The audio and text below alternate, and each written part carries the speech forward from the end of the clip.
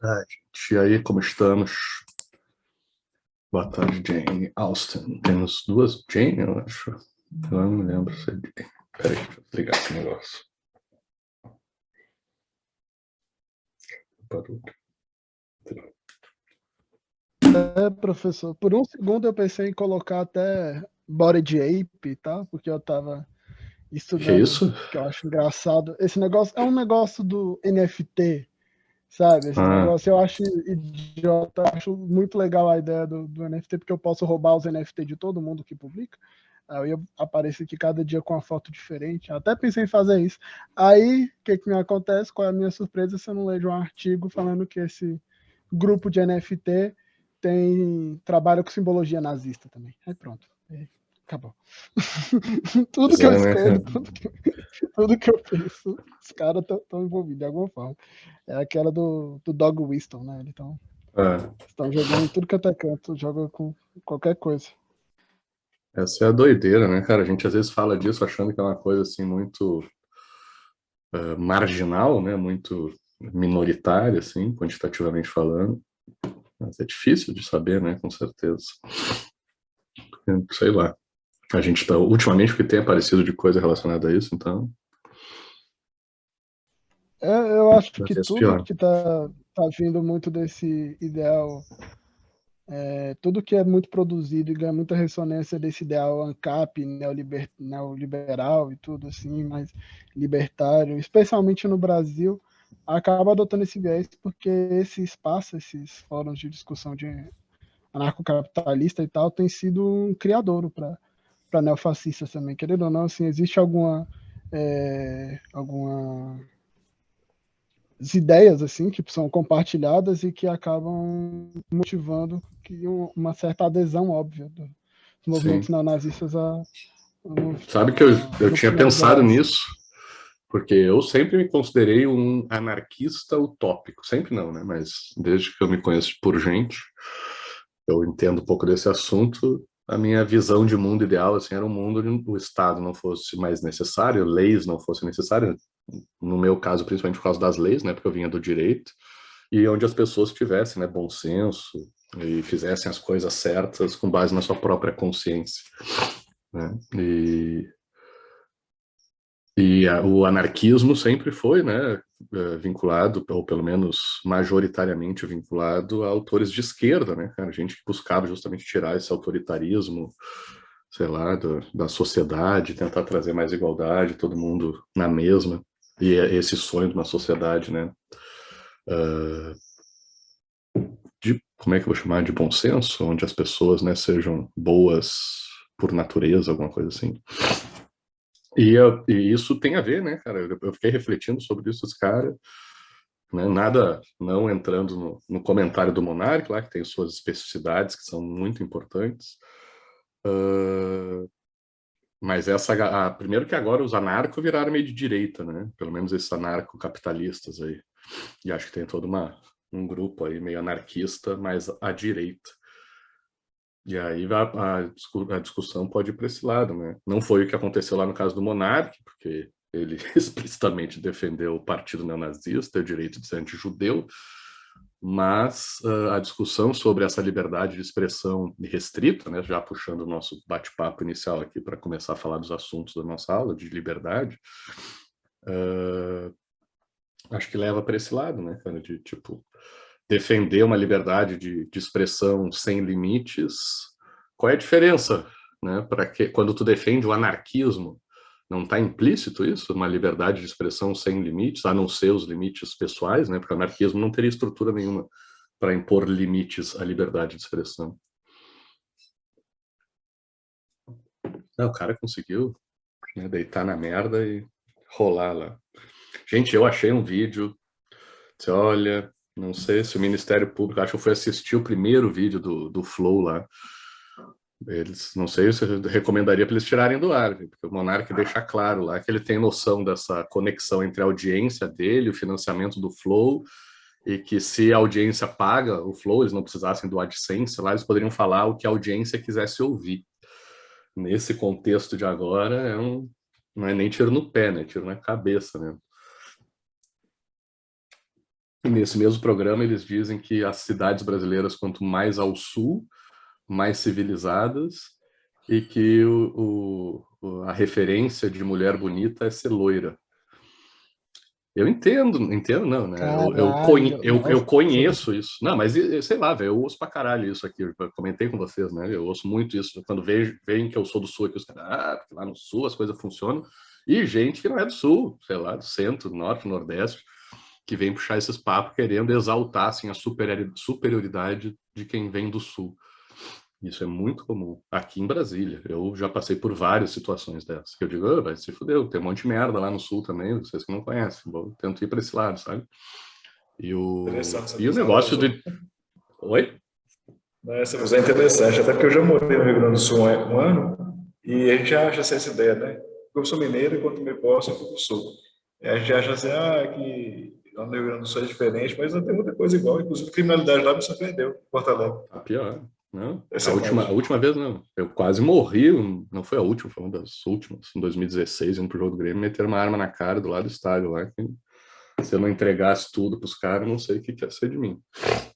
E diz que agora, parece nos últimos anos, melhorou um pouquinho, não sei se chupa-cabra tá aí para falar, mas parece que não tá mais tão ruim que nem tava antes, porque tinha umas gangues lá que tava bizarro, não dá para andar na rua. Mas eu vi uma vez que eu fui lá, tinha um taxista dizendo que era as pessoas de fora do Rio Grande do Sul que estavam indo morar lá, que estavam estragando o Rio Grande do Sul. Eu disse, não, menina, não. Eu me lembro É sempre, né? dos, Sempre dos sempre é índices de evidente. escolaridade, de qualidade de vida. Cara, o Rio Grande do Sul era sempre um dos melhores do Brasil e começou a sair desses top índices aí faz muito tempo. Não tem Professor, para nada a ver responder, com. você tinha que falar, as coisas se acabaram de vez quando morreu Brizola. Hum. Só Mas degringolou aqui quando o Brizola morreu. Mas outra coisa, né, para completar ali o meu exemplo, do negócio do loiro ser ideal de beleza, né, cara? Isso também é muito. Aqui em Brasília, meu Deus do céu, eu já tinha ido para o Nordeste e já tinha tido exemplos assim, quando eu era menor, né, muito falarem, o galego, o galego, o galego, né? E me chamava mais atenção porque era uma palavra que eu não se usava lá no Rio Grande do Sul. Mas, cara, aqui em Brasília, que eu vim para morar mesmo, né, e senti mais assim a vida em sociedade fora do Rio Grande do Sul, no Brasil, porra, velho, isso é. Né, não, hoje em dia não posso mais dizer que eu sou loiro, que me falta cabelo. Os poucos que eu tenho são grisalhos. Mas, sei lá, velho, pessoal. Eu, sendo loiro, né, entre aspas, não gostava, assim, achava uma coisa muito forçada, muito artificial. Mas é uma coisa que existe, né, velho? E se quiser, né, no contexto, eu acho que dá para entender uma pessoa que use o ideal de beleza, né, de quem é mais branco, faz parte, né, uma estrutura social muito maior do que um indivíduo, né? Vou começando também a pintar aqui alguns pontos da nossa discussão de hoje. Oi? Rock and roll, teu áudio tá com um eco bem forte, cara, não sei como. Tá. Acho que Se tu consegue é chegar para minha mais sala. perto. Chega mais perto do Mas antes microfone de ir aí. lá Tá ouvindo melhor agora? Sim, se Tá ouvindo melhorou. melhor? Uhum. Não, eu digo que lá no Rio Grande do Sul tem muita mulher bonita, com certeza. Eu morava lá, nem sei. Mas, assim, outros lugares do Brasil aí tem muita mulher bonita. Tem lugares que você nem imagina, você nem ia falar. Por exemplo, a Paraíba, né? Recentemente, as paraibanas são muito bonitas. Tem muita mulher bonita no Brasil todo, graças a Deus. Eu agora, né, seguindo certas etapas, eu acho que eu posso fazer esse comentário, depois de concordar lá com o Bado, que uma das coisas mais atraentes que tem na mulher é o seu intelecto, né, e já disse que eu, né, sou careta, então eu sou hétero. Do meu ponto de vista, graças a Deus, olha, já morei em outros lugares fora do país e dentro aqui do Brasil, outros lugares que conheci. Todo lugar tem mulher bonita, véio, graças a Deus. E olha, e sinceramente, eu acho que o que as pessoas dizem que no Sul tem mulher bonita tem mais a ver com isso, né? Com esse ideal de beleza branca, né? Por isso eu acho que as pessoas geralmente vão para esse lado. E mesmo no Rio Grande do Sul, uma coisa que eu acho incrível é como tem lá, né? Que já tem um percentual de gente mais branca comparado a outros lugares do Brasil, mas ainda assim tem muita mulher que é loira que não é loira, né? Que é cabelo pintado, ou sei lá, mechas ou coisas assim. Então, tipo, sei lá, eu consigo ver beleza e acho que a beleza, inclusive, é um pouco, tem a ver com diversidade, com diferença, Não sei, pelo menos falando de mim, né, do meu gosto particular, a diferença sobre e a assim, peculiaridade me atrai muito, assim, ver uma coisa, uma pessoa diferente, me faz olhar para a pessoa com mais interesse do que uma pessoa que é uma coisa assim mais padronizada. na minha experiência, professor, sim, também como homem hétero, a proporção de mulher bonita e homem feio no mundo é a mesma, assim, todo lugar tem pra caramba. Todo lugar tem muito. E depende muito do olho que a gente olha para o mundo, cara, sabe? Você vai estar querendo ver, sei lá, cabelo de um jeito, corpo de um jeito, roupa de um jeito. Aí tu vai ver beleza nos lugares. Agora, se tu percebe outros, sei lá, um sorriso, sabe? Uma pessoa simpática. E tem uma coisa também, né? Tem gente que é bonita quando a gente conhece, nossa, que pessoa linda. Aí tu vai conhecendo, ela vai ficando feia. Isso é muito forte, gente. Não sei, vocês são mais jovens, mas eu acho incrível isso. E tem pessoas que tu conhece e acha, nossa, a pessoa pode até achar feia no começo, depois a pessoa vai ficando bonita. Eu já tive, assim, dois. A grega, essa que eu falei para vocês, quando eu conheci, eu achei ela feia fisicamente. Morri de paixão, né? Mas fiquei assim, apaixonadíssimo. Era a deusa grega da minha vida depois, né? Quando fui conhecendo. E tive uma colega de trabalho também, eu lembro, em Porto Alegre. No começo eu achava ela meio estranhinha, não era feia, mas achava meio estranhinha, cara. Só que a guria tinha uma personalidade forte, foi quando veio, eu achava a guria linda, depois de um tempo. Então isso é muito relativo, né, essa beleza aí. E acho, me parece que tem muito desse recorte, assim, de a gente valorizar certos padrões, né, que, pelo menos até onde eu sei, faz parte da beleza, do conceito de beleza, né, algum padrão de época ou de lugar. Mas, gente, vamos... Já dedicamos uma aula inteira, né, lavar a roupa suja do Monark. Vamos deixar isso. Eu acho que eu vou voltar, tá, nesse assunto. Eu acho que é um assunto... Eu não quero... Eu estava aqui achando que a gente ia discutir a beleza logo da Bebel e da Capitu, entendeu? Camila Pitanga, Giovanna Antonelli, eu estava achando que a gente ia por esse caminho, professor. É verdade, Ai, Capitu. Pô, Capitu, esse dia eu tava pensando como teus comentários, tu me fez mudar de ideia, depois eu tenho que conversar contigo, cara. Que esse negócio aí da proibição. Aquele teu comentário da aula passada sobre proibição me abriu a cabeça de uma maneira, quando tu falou da tua avó, né, que para ela funcionou a proibição. Eu disse, caramba, eu só olhava da perspectiva essa de que o proibicionismo, né, o lado negativo do proibicionismo, e teu comentário me fez admitir para mim mesmo que para algumas pessoas, né, o proibicionismo deve funcionar mesmo, é óbvio, é claro isso. Então, aí eu concordo com o que meio que eu entendi que foi o que a turma meio que sintetizou, assim, que eu acho que, né, precisa, sim, de políticas que proíbam, que se estabeleçam com firmeza, né, e com poder, imposição, né, o limite, mas, né, é importante também a educação, acho que o diálogo também, né? Vou querer falar mais isso do anarquismo aí, e dessa liberdade maior aí, mas vou deixar para a aula que a gente vai falar mais de formas de governo, que eu acho que se encaixa mais. Eu acho que vai ser um assunto, né, que ainda vai gerar mais assunto, mais tema para a mídia em geral, porque vai ter consequência, eu acho, né, maiores, não sei, vai ter um julgamento, vai ter que ter alguma discussão. Nesse aspecto, eu acho muito bom, né, que a gente esteja debatendo isso, porque eu acho que é um debate importante de se fazer, especialmente no contexto que a gente está, né, de sociedade não só brasileira, mas mundial, né, nessa polarização.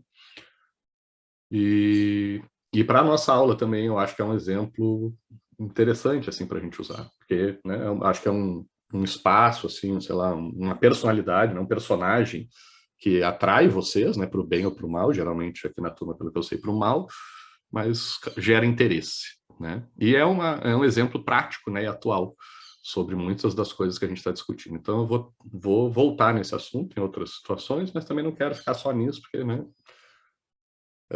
outro ponto que eu acho que é problemático disso é a gente acabar supervalorizando coisa ou dando muito espaço para coisa que a gente não quer, né? Que a gente quer o oposto. Então também tem que saber dosar isso, senão acaba virando um novo ele não, né, velho? Que vai lá e ainda me coloca o cara num lugar mais alto ainda. E o Monark, eu acho que o Kim Kataguiri já começou a processar quem chamou ele de nazista. Diz que o MBL vai processar. O Monark, eu tô para ver do Flow, eu acho que pelo que eu vi ainda não saiu nada.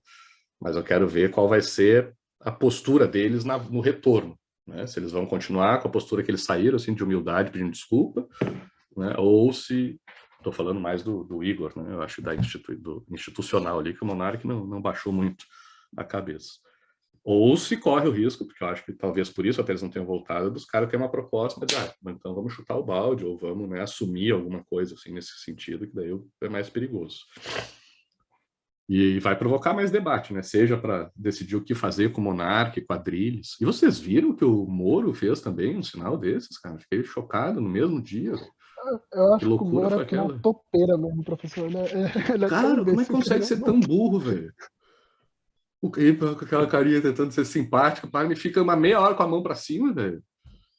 É uma coisa, mas que doido, velho. Porque o Adrilles eu acho que foi para provocar. Agora o Moro não, né? O Moro se faz Eu de realmente bonzinho. duvido até da capacidade intelectual do Moro de fazer isso, tipo, como piada, como fez o Adrilles, ou de planejar isso como Ele ficou... O cara não deu Dom oi, velho. Luiz, Vocês viram? O cara não deu oi, chamaram ele ficou segurando o microfone com a mão parada. Vocês, cara, tu não tem noção, velho, do que tá acontecendo à tua volta para fazer um negócio desse, velho. Que doideira. Eu fiquei chocado, velho. Fiquei pensando se era montagem. Oi? E o cara Que passou no foi? concurso juiz federal, né? E com o TRF4, Isso? como é que era a prova? Como é que era a prova naquela época, né? Como é que você, sei lá. A Rock and prova era roll. bem difícil, que minha tia passou mais ou menos na mesma época. É mesmo? Mas capitu... É um Só que inteligente assim, burro. Esse só que termo, assim, né, é eu a coisa mais tenho uma comum que coisa tem. na prova de juiz que eu acho que é um ponto crucial. A prova de juiz, assim como qualquer prova de concurso, eu posso falar isso porque eu passei no Senado, se você estudar como as provas são feitas, você passa. Ponto. Então, você não tem que ter muito conhecimento, muitas vezes. Você tem que saber o que responder, basicamente. E tem uma coisa que é muito política na prova de juiz, que é a prova oral, né? Então, você acaba, muitas vezes, escolhendo... Por exemplo, a minha tia, muitas vezes, foi preterida por ser negra. Claramente, assim. Ela chegava, só tinha branco, só tinha homem branco, ela era sempre por último, por ser mulher negra. Então, né, quando ela passou, ela acabou ganhando porque ela já começou metendo pau nessa questão da negritude. E aí, muita gente até teve que ficar meio assim, né? Então, mas eu acho que tem uma coisa crucial ali, que é a questão da prova oral e da política que envolve a seleção de juízes. É verdade. Eu concordo.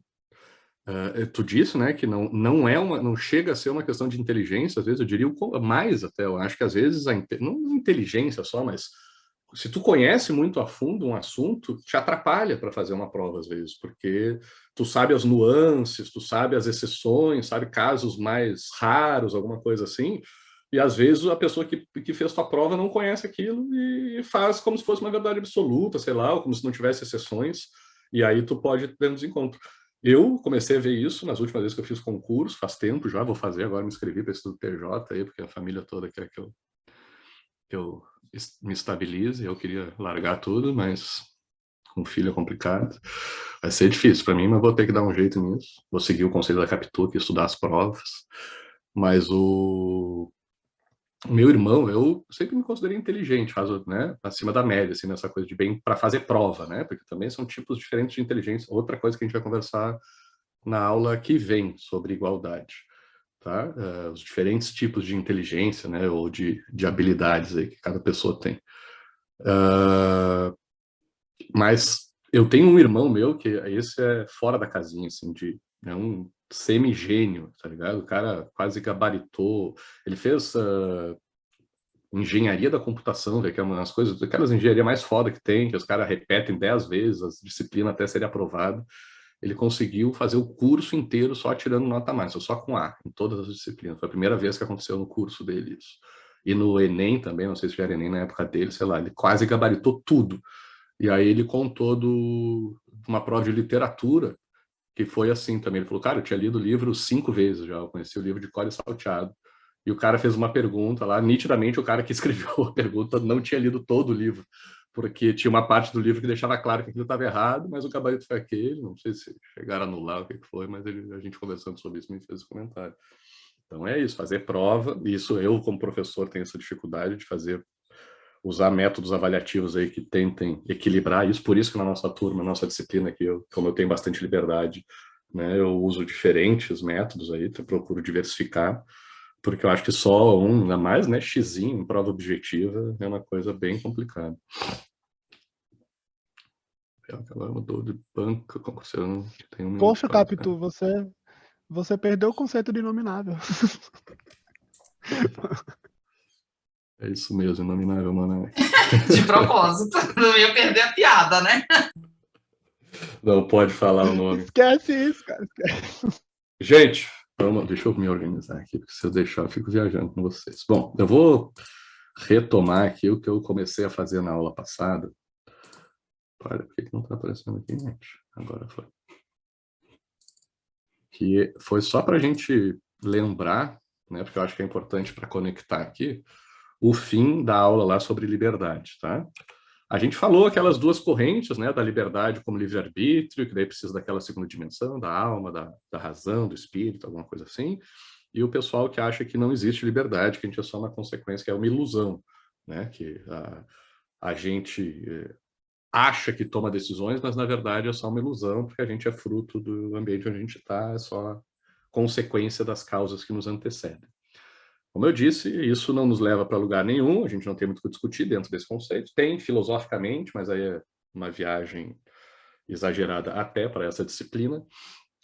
Então a gente vai focar na perspectiva de que sim, a gente tem alguma autonomia aí, né, para fazer escolhas e pode levar a nossa vida para um lado ou para o outro, né? Não sabemos muito bem o que é isso, né? O que é essa coisa que, né, essa res cogitas lá do Descartes, né? Essa coisa que pensa, né? Será que é a gente? O que é? Eu vou tentar também trazer uma perspectiva sobre isso bem diferente, eu acho, na aula de hoje. Mas considerando essa perspectiva, né, de que a gente faz escolhas, né, que a gente toma decisões, a gente tem essa capacidade, portanto, a gente pode mudar, a gente segue o princípio da contingência lá do Aristóteles, né, diferente de quase tudo na natureza. Mesmo assim, né, quando a gente vai falar sobre essas... Eu vou pular aqui o primeiro. Vamos falar politicamente, né? Mesmo assim, quando a gente faz o debate político, né, e aí entra o monarca e cai como uma luva aí, né?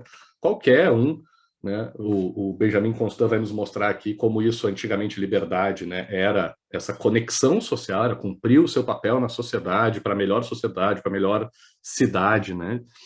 De todas. Então, cada um cumprindo o seu papel. Certamente o monarca não ia poder defender nazismo, né? Não seria o papel dele nessa sociedade lá da antiguidade. E atualmente, né, a ideia é justamente essa que o monarca defende toscamente, né, de que é fazer o que eu quiser. Se eu quiser defender o nazismo, por que eu não posso?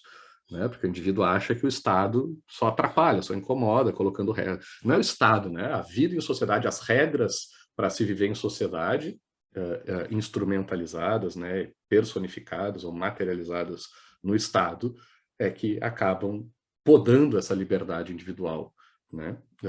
Em alguns aspectos, pelo menos. Mas, né, o considerado pai do liberalismo aqui, o John Locke, vai botar essa ressalva sempre, né, de que pode ser livre desde que não prejudique os outros e que também não queira organizar partidos para matar os outros, acho que faz parte, né? E tem a célebre frase de que onde não há lei, não há liberdade. Então, se não houver limite à liberdade de expressão, não há liberdade de expressão, né? Vai chegar como tanta gente está dando vários exemplos aí nessa discussão. John Stuart Mill, para mim, é feminista, né? Estou brincando, estou sendo irônico, óbvio, né? Mas eu acho que vale a provocação, né? Dizer, pô, sobre mim mesmo, sobre o seu próprio corpo e mente, o indivíduo é soberano, né? Para mim, alguém poderia servir de inspiração aí para o famoso meu corpo, minhas regras, né? Mas também defendendo limites, né? Para que a liberdade possa ser exercida. E o Rousseau faz essa conexão, cadê aqui, né, de que não há liberdade sem igualdade, que é uma das deixas que eu queria usar para a nossa aula de hoje, mas a grande deixa que eu quero explorar aqui é essa liberdade social que eu chamei, que o Durkheim vai nos dizer especificamente, né, que a sociedade é lógica e cronologicamente anterior ao indivíduo. Né? Isso é que eu vou querer explorar com vocês mais a fundo na aula de hoje, de diversas maneiras. Só que, deixa eu ver como é que eu faço. Vou deixar para o final a outra ou não? Vou deixar para o final. Então, cadê aqui? Esse aqui. Não, essa aqui eu posso fechar. Posso. Fiquei cheio de slides, que tem 2 slides da aula de hoje, esse da aula passada. Pronto. E aí eu vou começar, então, nossa aula modo pirula, para explicar para vocês como que pode né, a sociedade ser lógica e cronologicamente anterior ao indivíduo. Né? O que ele está dizendo? Ele está dizendo que a sociedade vem antes do indivíduo, tanto no tempo, né? Então, antes de existir um indivíduo, já existia uma sociedade. E aí isso já quebra a nossa cabeça, né, gente? Porque, porra, eu acho que a forma mais simples, né, de fazer uma analogia a essa ideia de sociedade e indivíduo, né, pode ser pegar vários exemplos, mas eu acho que um bem simples é uma parede de tijolos, né? Que cada tijolo seria um indivíduo e a parede seria a sociedade, né? Então, né, as partes que compõem o todo, né? Então, como é que pode, né, ter uma parede antes de eu ter o primeiro tijolo? Né? Para a parede não funciona isso. Né? Eu preciso de um primeiro tijolo para poder, ainda vou precisar de outras coisas além dos tijolos, né? Vou precisar, né, pelo menos dependendo do tamanho da parede, né, de uma argamassa ali no meio para poder segurar esses tijolos juntos. Aí, então, a sociedade tem autores que defendem, por isso que eu estou fazendo esse comentário, né, de que não é só, é mais, vai além do que a soma dos seus indivíduos, né, tem um espírito coletivo de nação, de povo, né, que une uma cultura, tem várias perspectivas que a gente pode adotar para dizer que uma sociedade tem mais coisas além de um indivíduo. Né? Mas, para que a gente possa formar uma sociedade, primeiro a gente precisa das suas peças fundamentais, das suas partes elementares, que seriam indivíduos. Então, como assim, velho? Né? Como é que pode a gente ter uma sociedade antes de ter um indivíduo? Né? Uma sociedade humana antes de ter o primeiro indivíduo humano. Geralmente, imagina eu, a gente vai seguir uma lógica, ainda mais nós aqui brasileiros, com toda a influência católica, né? A gente vai seguir uma lógica lá do paraíso, né? Do Jardim do Éden, né? Do Adão e Eva. Então, primeiro Deus fez o Adão, né? Ainda tem essa bizarrice de pegar da costela e fazer a Eva. Se eu não me engano, acho que teve uma outra mulher, né? Que teve antes. Esses dias eu ouvi falar disso. Eu não sou um profundo conhecedor, mas acho que teve uma outra que não deu certo. A Lilith, a Lilith. Lilith, né? Que desobedecia, aí fizeram a Eva. Acho que foi uma coisa assim. É aí que nasceu a contraposição entre a mulher, entre a mãe e a prostituta. Eu não me lembro onde é que foi que eu li isso, faz pouco, foi nas últimas semanas que eu li alguma coisa sobre isso. Professor, a mitologia cristã é bizarríssima, é interessantíssima nesse sentido, porque os livros apócrifos e as coisas ficaram de fora, são a melhor parte da Bíblia. Porra, é a sacanagem. Por sinal, falando nisso, me lembrei agora de uma parte lá do Rei Salomão que era importante trazer para essa aula aqui. Vamos ver se eu falo hoje ou na aula que vem. Bom, mas então a gente parte dessa ideia, né? Como é que a gente vai explicar isso? Como é que a gente vai explicar o Durkheim, né, de que sociedade vem antes? E, lembrando, né, eu pulei ali, mas por que ele está falando isso? Para dizer que a estrutura social existe antes de existir indivíduo, portanto, influencia no indivíduo. E já que a gente está usando o monarque, né, para dar vários exemplos, vocês acham que o monarca ia falar o que ele falou se ele fosse judeu? Né, ou se seus pais, né, não sei se é automático isso, não entendo muito do judaísmo, mas, né, sei lá, mesmo se ele fosse um cara que desistiu de seguir lá a religião da família, mas se os pais dele fossem judeus, mesmo que ele tivesse largado o judaísmo, eu acho difícil, acho que teria mais empatia, né? Será que se a família do monarca fosse negra, né, e ele fosse negro, né, mas eu sempre penso na mãe, eu acho que quando a nossa mãe é de alguma coisa, né, ou o nosso filho depois, a gente se força a refletir mais sobre a coisa, né? Se a mãe do monarca fosse negra, né, será que ele ia falar aquela asneira lá que ele falou sobre racismo, né? Eu vou te dizer assim, eu gostei do Jojo aqui, provavelmente não, porque não duvide, né? Tanto que tem negros aí falando, o cara da Fundação Palmares lá, né, cometendo os maiores absurdos. Diga lá, Omar. Eu acho que a questão da identidade muitas vezes não irrelevante, mas muitas vezes não se associa com a questão da opinião que a pessoa tem ou da forma como ela vê as coisas. Porque existem milhões e milhões de exemplos de pessoas de X identidade que apoiam ideologias que são contra essa X identidade. Sim, mas imagino que seja a minoria, né? É difícil de ver um Talvez. negro cagando, né, para os interesses dos negros, ou um judeu nazista, né? É uma coisa meio...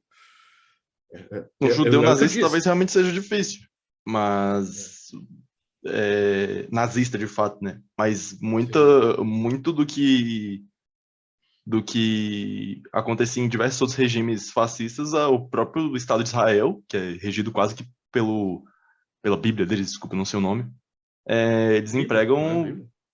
Eu não sei se é Bíblia, é Torá, isso aí. Testamento, né? Eu acho que Eles empregam uns métodos meio medievais, assim, meio próximos de regimes fascistas, assim. Talvez, óbvio que comparar Israel com a Alemanha nazista é bem errado, mas em alguns métodos, métodos de violência e de repressão, eles se assemelham muito. São totalitários, de qualquer forma. Assim, são independente de... Não é a questão de associar ao fascismo, não. É a questão de associar ao totalitarismo mesmo no geral. Eles têm viés bem autoritários com os povos palestinos e com imigrantes, assim, no geral. Sim, mas aí vocês estão... mais ortodoxos. Vocês estão pegando duas coisas e colocando na mesma caixa, que também tem a ver com a aula de hoje. Né? Vocês estão dizendo assim, olha, né, o regime lá de Israel tem coisas que ele é parecido, né, em que se iguala, né, que tem de semelhante com o nazismo, né, o autoritarismo, sei lá, uma coisa assim. Mas aí é aquela discussão lá dos caras, né, de comunismo e nazismo, né, os dois são autoritários, né, a Igreja Católica já foi também assim, durante a Idade Média, pelo menos, né, mais para o final. Então, tipo, é isso, a gente está fazendo uma comparação, mas, tipo, o meu comentário foi só assim, eu imagino que se o monarca, sei lá, tivesse mais judeus perto dele, né, e convivesse mais com negros, eu acho que a chance dele fazer isso, por isso que eu elogiei o comentário do Jojo, né, não é que, eu não estou dizendo que o monarca não seria, com certeza não seria, mas eu acho que a chance dele ter um mínimo de empatia, ou até de cuidado, sei lá, né, no que ele fosse falar, seria maior, é isso que eu acho. Não garante nada, porque, como eu disse, sempre tem doido para tudo, né, para querer acabar consigo mesmo, né. Como eu falei também da mulher do vôlei, aquela, né, que é xenófoba contra a migração, sendo migrante, né, então o negócio é meio maluco mesmo. Mas nesse caso do judeu, sim, que é um povo que se define muito, assim, realmente, em termos étnicos, né? No caso do negro, no caso brasileiro, né? É que, quando a gente fala de negro brasileiro, nós estamos falando de populações que o IBGE chama de preto e pardo, né? Essa identidade negra que às vezes na mídia, assim, principalmente nas redes sociais, estados, elas não são, assim, realmente aprofundadas no povo brasileiro, né? O povo brasileiro se vê mais como mestiço, e não essa divisão binária, né? Branco, negro, é muito importada da realidade norte-americana, né? Mas, assim, eu acho que no caso judeu, não. O judeu, sim, o judeu são muito conscientes com relação à origem deles. Agora, realmente, assim, eu vi a fala desses dias do presidente da Palmar, e fiquei assustado, porque além dele, tudo bem que ele já não gosta, tem essa questão identitária que ele já não gosta, mas ele impôs ao cidadão lá que está sendo investigado em que aconteceu realmente um fato criminoso. Aí ele falou que o cara até ladrão, que era ladrão, brigando com ladrão. Então, já dele já ultrapassa um pouco, é um caso mais de ódio, não era de diferença, mais de ódio mesmo. Mas, com certeza, o monarca, se fosse judeu, não falaria aquela bobagem que ele falou. Não, é isso que eu disse, eu não diria com certeza, tá? Eu acho assim, que a chance seria menor, né? Tipo, porque, como a gente está dizendo, tem doido para tudo. Professor, só ver como o Estado de Israel tratou os judeus etíopes. Eu não estou por fora dessa, Jojo, se quiser fazer um comentário. Aqui eu só tinha perdido a Torá, né? Que se chama Kalesi. Complementou aqui, que é a Bíblia deles, que é a primeira parte, o Velho Testamento, eu acho, né, da Bíblia. Diga, Jojo. Não, são só os 5 primeiros livros. Tem umas outras inserções, mas é só o Pentateuco. Diga, Jojo. E, professor, eu falei isso, você tem o caso dos judeus etíopes, que tinha uma tribo que era de judeus na Etiópia, né? Uma tribo que migrou para a Etiópia 1000 anos atrás, 2000 anos atrás, na diáspora judaica. E depois de um tempo, na fundação do Estado de Israel, eles começaram a pesquisar etnias judias que se dissiparam no mundo, né? Que se expandiram ou imigraram pelo mundo. Aí tinha os judeus etíopes, né? Eles trouxeram, incentivaram a migração dos judeus etíopes, só que quando eles chegaram em Israel, eles enfrentaram muita discriminação e muito racismo. E até hoje eles enfrentam. Assim. Eles ganham menos que os judeus assim, europeus, né, que vieram depois da Segunda Guerra Mundial, e enfrentaram muito preconceito do próprio Estado de Israel, mesmo eles sendo judeus. O que eu acho que a gente está falando é que tem os judeus, né, são um povo, né, eu acho que se classifica como povo, não só religião, mas que é muito firme, né, sei lá, forte aí nessa preservação do... Gente, eu trabalhei numa festa primeira vez que eu morei na Inglaterra, em 2002, eu trabalhava em tudo que aparecia, né, era essas agências de emprego temporário, e aí me chamaram algumas vezes para trabalhar em festas de judeus, e uma delas, cara, eu que tive, né, eu cheguei antes, e mais um outro cara, botar folha de papel alumínio em tudo de uma cozinha, velho, em parede, armário, eu forrei tudo, fogão, tudo, ia fazer os buraquinhos onde saiu o fogo, mas era tudo do chão ao teto, parede, móveis, tudo forrado de papel alumínio. Aí vinha um carinho barbudinho, daqueles bem judeu ortodoxo, lá não me lembro qual é o nome do cara lá, que tinha um papel específico lá na cerimônia de casamento. Só ele podia acender o fogão. Era um acendedor automático, daqueles que tu aperta e sai faísca, sabe? Mas só ele podia fazer a faísca, não podia apertar o negocinho. Se apagasse o fogo, tinha que desligar o gás e chamar o cara. Tinha panela para o leite e panela para carne, se eu não me engano, que não podia misturar a carne com leite.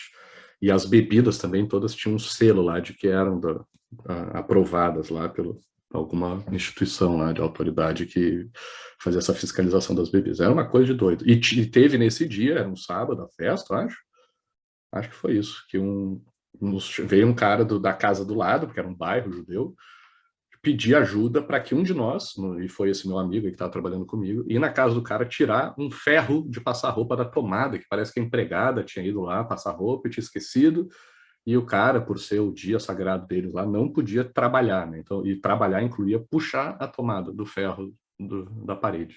Ele não podia fazer aquilo, deixou o ferro lá, chamou alguém da casa do lado, tem alguém que não judeu aí para puxar um plug da tomada, porque a gente não pode. Então, os caras realmente levam a sério, né? A coisa deles lá. Netflix tem aquele seriado que o Sacha é espião judeu, é Sacha, hein?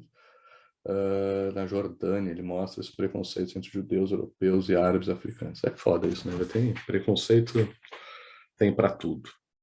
Bom, gente, mas deixa eu tentar retomar aqui o nosso trilho. Nem sei como é que a gente vai parar nos judeus. No Monark, né? Sempre tá desvirtuando nossos trabalhos.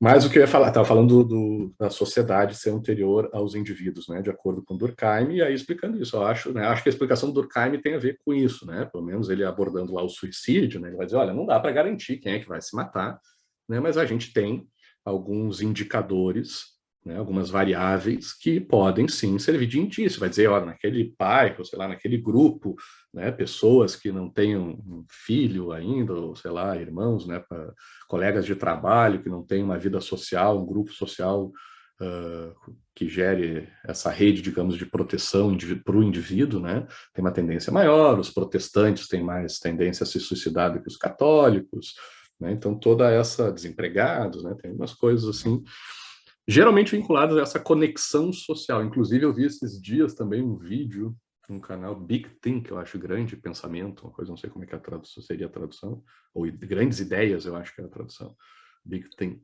É um canal muito bacana, eu gosto muito, tem uns professores aí falando umas coisas bem legais, e essa era bem daqueles caras de autoajuda, sabe, falando sobre felicidade, e aí o cara diz que tem estudos acadêmicos, né, sobre a felicidade, e que o maior indicador, trazia vários indicadores lá que estavam relacionados a felicidade, uma maior felicidade, mas que o maior de todos seria essa conexão social, né? A pessoa ter uma rede de amigos, familiares, sei lá, colegas, coisas assim, que ajudam muito a pessoa ser feliz e, né, imagino que esteja relacionado ao não suicídio, essa felicidade.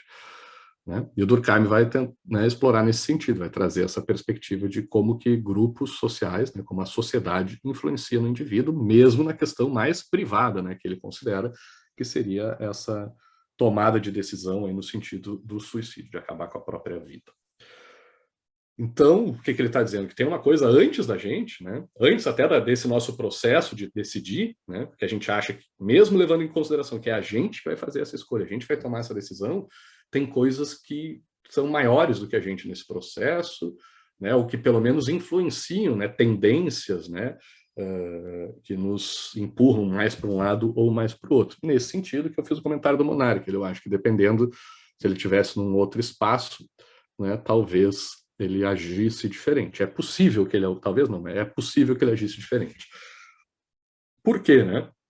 Então já fomos ver as consequências, né, na explicação do Durkheim, mas vamos tentar entender a origem, porque é muito estranha essa ideia. Né? Me parece uma forçação de barra do pai da sociologia, tá ligado? O cara quer dizer que é muito importante isso, e o cara diz, não, a sociedade veio antes, mas, sabe? Se não parar para pensar, entender de onde o cara está tirando isso, né?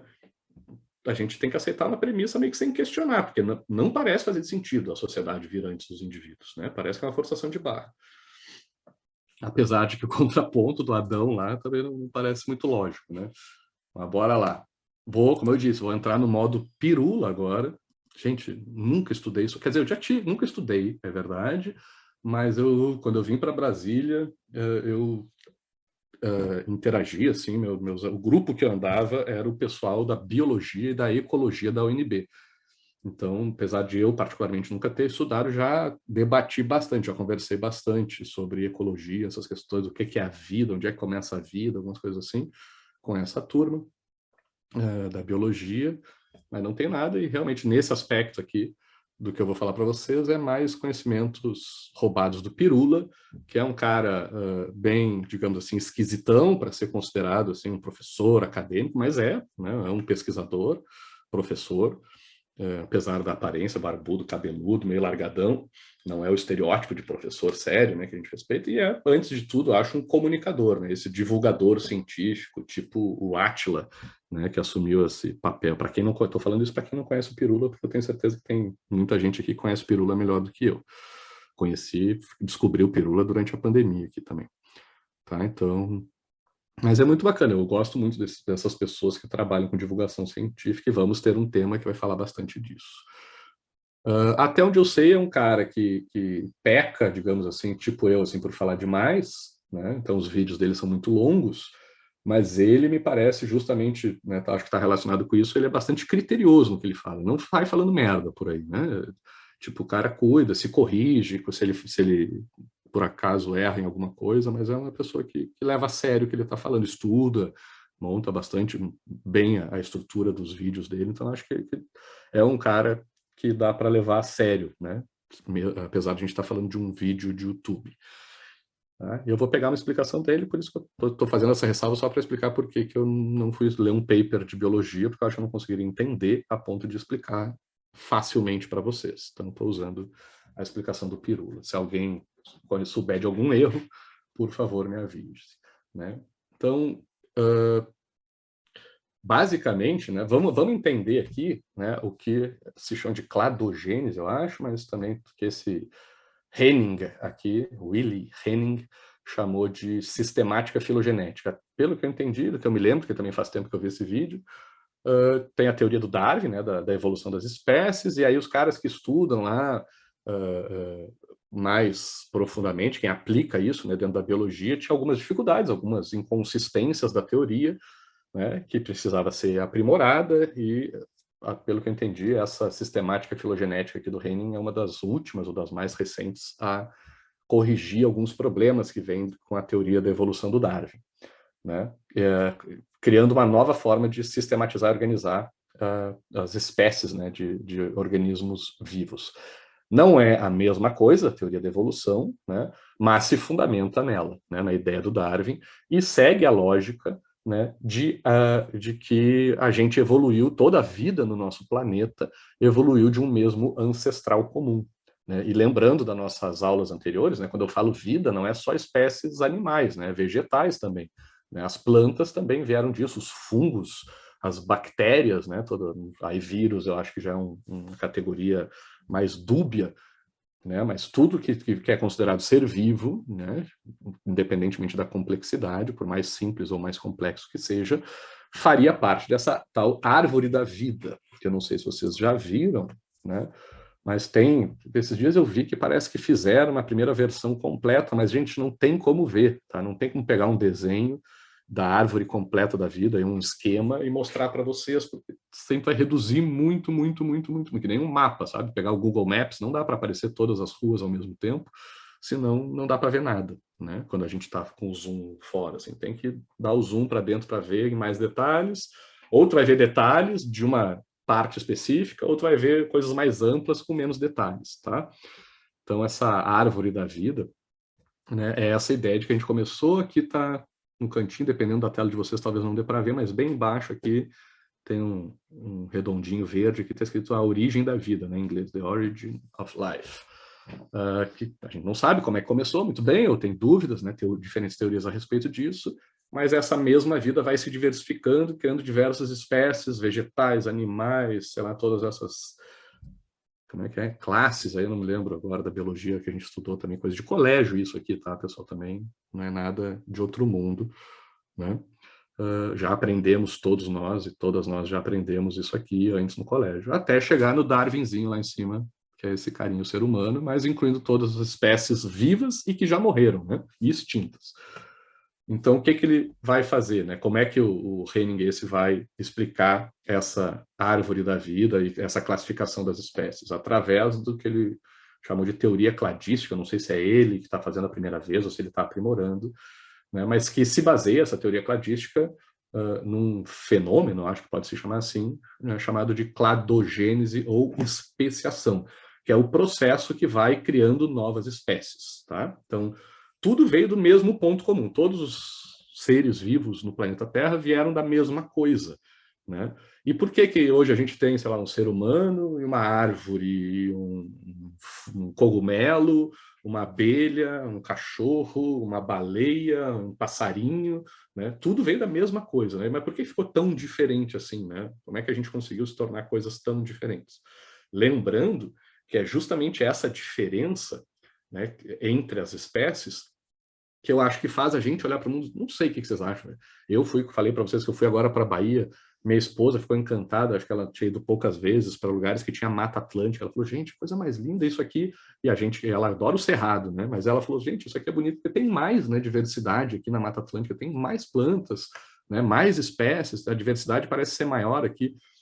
Então, parece que quanto mais diverso é, né, o ambiente que a gente olha, essa comunhão, sei lá, essa co-vivência, essa co-existência, né, de diferentes espécies no mesmo local, ou em diferentes locais, faz a gente olhar com admiração para a coisa, nossa, isso aqui não pode ser fruto do acaso, né?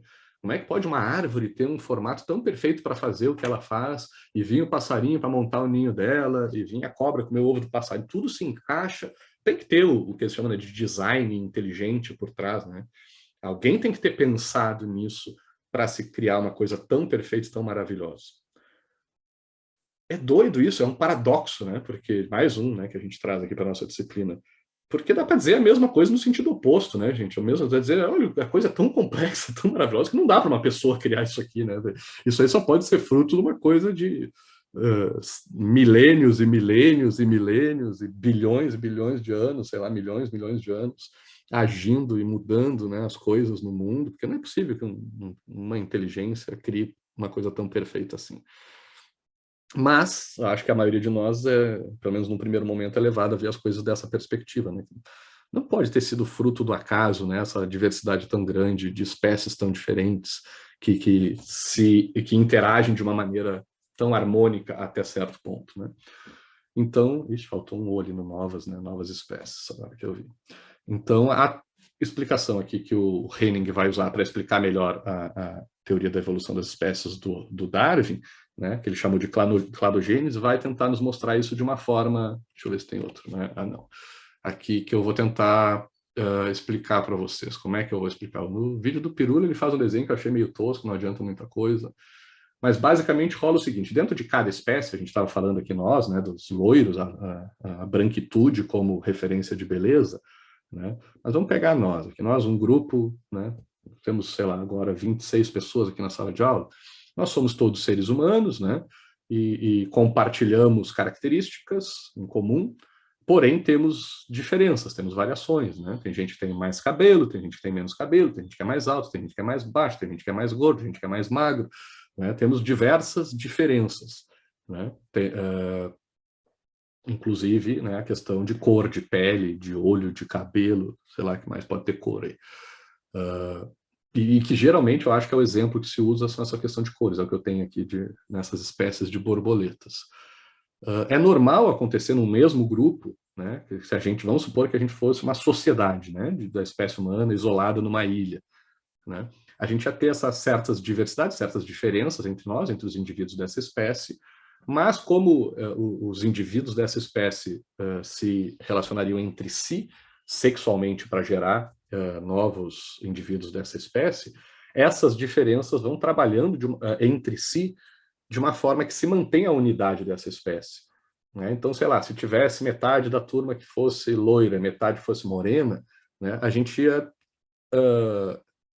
juntando essas características, né, genéticas e de aparência, né, fenótipo e genótipos, eu acho, né, que seriam isso, o termo técnico, e isso vai se balanceando dentro de uma mesma espécie e vai, né, com o tempo vai se harmonizando, né, dependendo, ou não, ou vai se mantendo ali como genes recessivos, mas cria-se meio que uma unidade, assim, variações que apareçam dentro de um grupo, de uma mesma espécie, que está fechado no mesmo lugar e reproduzindo entre si, vai meio que se harmonizando com o tempo. E é normal de acontecer, né? Vai ter lá, sei lá, uma determinada característica, alguém nasceu com mais cabelo, com menos cabelo, e aí isso vai se harmonizando até ou ficar todo mundo com mais, ou com menos, ou um meio termo, não tem muita regra, vai depender da combinação genética disso.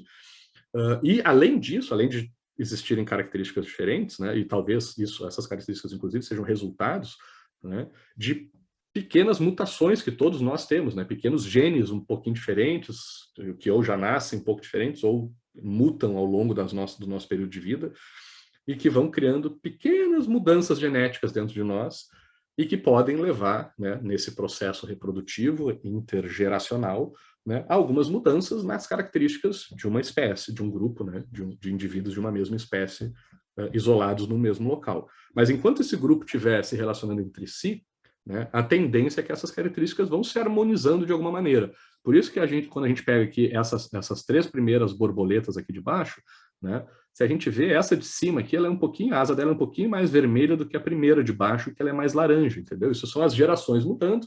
A borboleta era um pouquinho mais laranja, a asa, né, ficou um pouquinho mais vermelha, mas é meio que um padrão, não quer dizer que não tem exceções, né, dentro desse grupo de borboletas, mas isso vai se harmonizando com o tempo e fica meio que uma mesma característica comum, ou uma mesma predominância de característica, para ser mais preciso, tá? Que sempre tem exceções. Agora, existem situações onde uma mesma espécie é separada, né? Pelo que eu me lembre, tá? Pode ter uma mutação que faça com que os indivíduos não se reproduzam mais entre si, por alguma razão, né? Aquela borboleta mais amarela, por alguma razão, não consegue mais se reproduzir com aquela borboleta um pouquinho mais vermelha, e aí não rola mais essa harmonização de genes, digamos assim, e aí a amarela vai tendendo mais para ficar cada vez mais clara, e a vermelha vai ficando cada vez mais vermelha, porque formam-se dois grupos separados, que, pela explicação lá do Pirula, pode acontecer puramente por mutações que impedem a reprodução e, portanto, a harmonização de genes, mas acontece também muito por questões físicas, né? Então, né, sei lá, essas borboletas estavam num determinado espaço, alguém construiu um muro no meio, ou sei lá, passou uma cerca, passou uma estrada no meio, aí as borboletas já não trocam mais, tanto não tem intercâmbio entre os grupos, ficou um grupo mais para um lado da estrada, o outro para o outro, deu uma enchente, um rio passou no meio, agora em um grupo, né, que vivia numa área, agora ficou dividido em dois. Então, diferentes fenômenos podem acontecer. Inclusive, né, tem uns vídeos lá do Pirula falando dos dinossauros que ele coloca que isso foi um dos elementos quando os continentes vão se separando, né, que existiam animais que habitavam, sei lá, dois continentes, que a gente chama hoje de continentes, mas que estavam juntos, e quando eles se separam, né, os animais que ficaram para um lado, os animais ficaram para o outro, óbvio, que muitas gerações, né, porque o processo foi longo, mas com o tempo foram se isolando, se separando, e aí a diversidade, essa harmonização genética vai acontecendo de forma diferente em cada grupo, né? O que ficou de um lado de um continente, o que ficou do outro, o que ficou do lado da estrada, do outro, de um lado do rio ou do outro, ou na mutação genética, quem não se reproduz mais entre si. E aí, quando a gente bota tempo em cima disso, essas pequenininhas pequenas diferenças vão se transformando nessas diferenças que a gente olhou ali na árvore da vida, né? E entenda-se, não tem nada, até onde eu sei, não tem nenhum outro processo envolvido, desde lá da origem da vida até toda a diversidade que a gente tem. É basicamente isso, esses elementos. Né? A harmonização genética, algumas separações, essa harmonização acontecendo de formas separadas vão criando seres diferentes. Né? E que com o tempo, né, vão ficando tão diferentes que daí acabam não se reproduzindo mais entre si, que é mais ou menos o critério que a gente usa para definir espécie. Né? É o que a gente aprende no colégio, do cavalo e do jumento, né, que se tem filho é a mula, se eu não me engano, que até nasce, mas ele não é fértil. Pirula, também fonte Pirula aqui, que diz que parece que já teve na história uns 6 casos de mulas que tiveram filhos, conseguiram ser férteis. Então, essa definição que a gente aprende na escola não é absoluta, né? Não, 2 espécies podem, sim, reproduzir entre si e gerar descendentes férteis, excepcionalmente. E ele dá um exemplo que eu achei muito interessante, mas acho que eu não vou conseguir explicar bem para vocês aqui, porque eu não me lembro dos detalhes, de pássaros migratórios no Ártico, né? Lá no norte do planeta, que eles vão migrando por um lado, e aí diz que vão seguindo ilhas, parece que, né? Um pássaro que vai para o lado para se reproduzir com outro, e esse outro vai para o outro, vai seguindo, todos no mesmo sentido e dão a volta no planeta. E aí, tipo, o que é considerado uma espécie de uma ilha se reproduz com a espécie da ilha do lado, que essa segunda, vamos chamar de A, né, se reproduz com o B, e rola ali, né, descendentes férteis. A espécie B se reproduz com a C, e produz descendentes férteis, e vai indo até que, sei lá, o Z, né, a última espécie, se junta com a A. Não lembro se elas se reproduzem ou não, mas sei lá, tem diferentes espécies de aves migratórias no norte que se reproduzem entre si, porque são espécies diferentes, mas nem tanto, e tem diferentes espécies que não se reproduzem entre si, porque essa diferença já é o suficiente para não tornar possível essa reprodução. Isso acontece até mesmo com cachorro, professor. Diferentes raças de cachorro conseguem se reproduzir, mas assim, um Doberman com um Pinscher provavelmente não vai conseguir produzir descendentes saudáveis por questões físicas mesmo, assim. Boa, inominável, é um exemplo bem melhor do que esses pássaros que a gente nunca ouviu falar. Mas a questão é essa, né? Então, que mesmo esse critério de separação de espécies é uma coisa que a gente também vai estudar nesse tema aí sobre conhecimento do Harari, falando sobre linguagem ficcional, né? Não existe na natureza espécie, entendeu? Não tem Deus que pensou, vou fazer o macaco, eu vou fazer o ser humano, vou fazer o jacaré, né? Que são coisas diferentes. Não, nós somos todos e todas e todes, porque inclui não só gêneros diferentes, mas espécies diferentes, e, né, não é só incluir diferentes gêneros, mas também espécies de todos os tipos, e classes, e famílias, né, toda aquela divisão que a gente aprendeu em biologia, somos tudo a mesma coisa.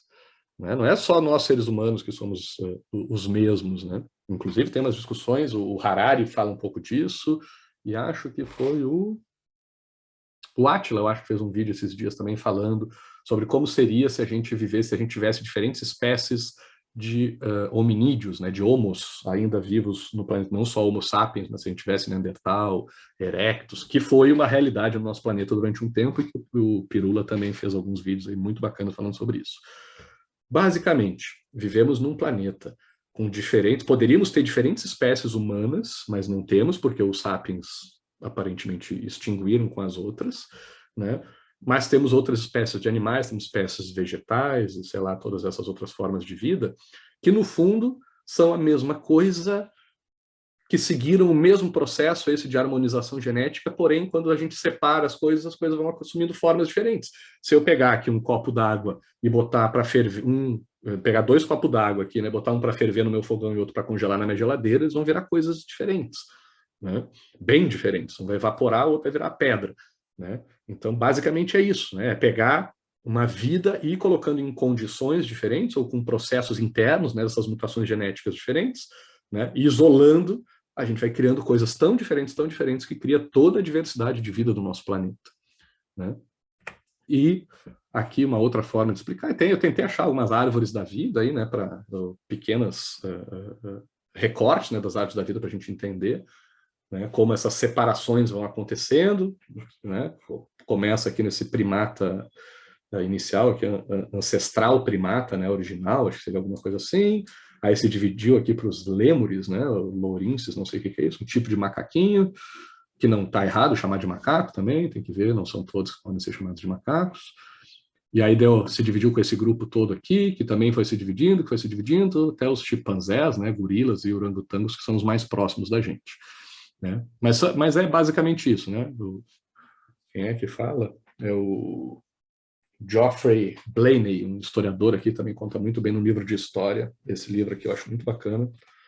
Uma breve história do mundo. Ele foi sucesso, aí foi best-seller aí há um tempo atrás, onde ele conta sobre isso, né, como foi esse processo, ou como pode ter sido esse processo, né, do ser humano descendo das árvores e indo para a terra, andando, né, virando bípede, se separando dos primatas, e o que a gente conhece como espécie humana, que basicamente foi uma mudança ambiental, né, que deve ter influenciado nisso. Mas era a mesma coisa. Então pensem, vamos pegar esse ponto, né, entendendo essa lógica aqui, né, de como se formam as espécies, tá? Entendendo que o conceito de espécie é um conceito humano que não é absoluto, né? Não é uma coisa assim dada pela natureza e que uma coisa perfeita, assim, isso aqui é isso e aquilo é aquilo, né? São coisas totalmente separadas. Rock and Roll do Geoffrey é sobre religião também. Depois eu vou contar uma história para vocês. Eu fui morar na Austrália por causa desse cara que eu queria fazer meu mestrado com ele. Mandei uma carta, vou contar bem rápido, mandei uma carta para ele pedindo ajuda, porque a Austrália aceitava migrantes, né, tinha um processo migratório, ainda tem, mas está cada vez mais difícil.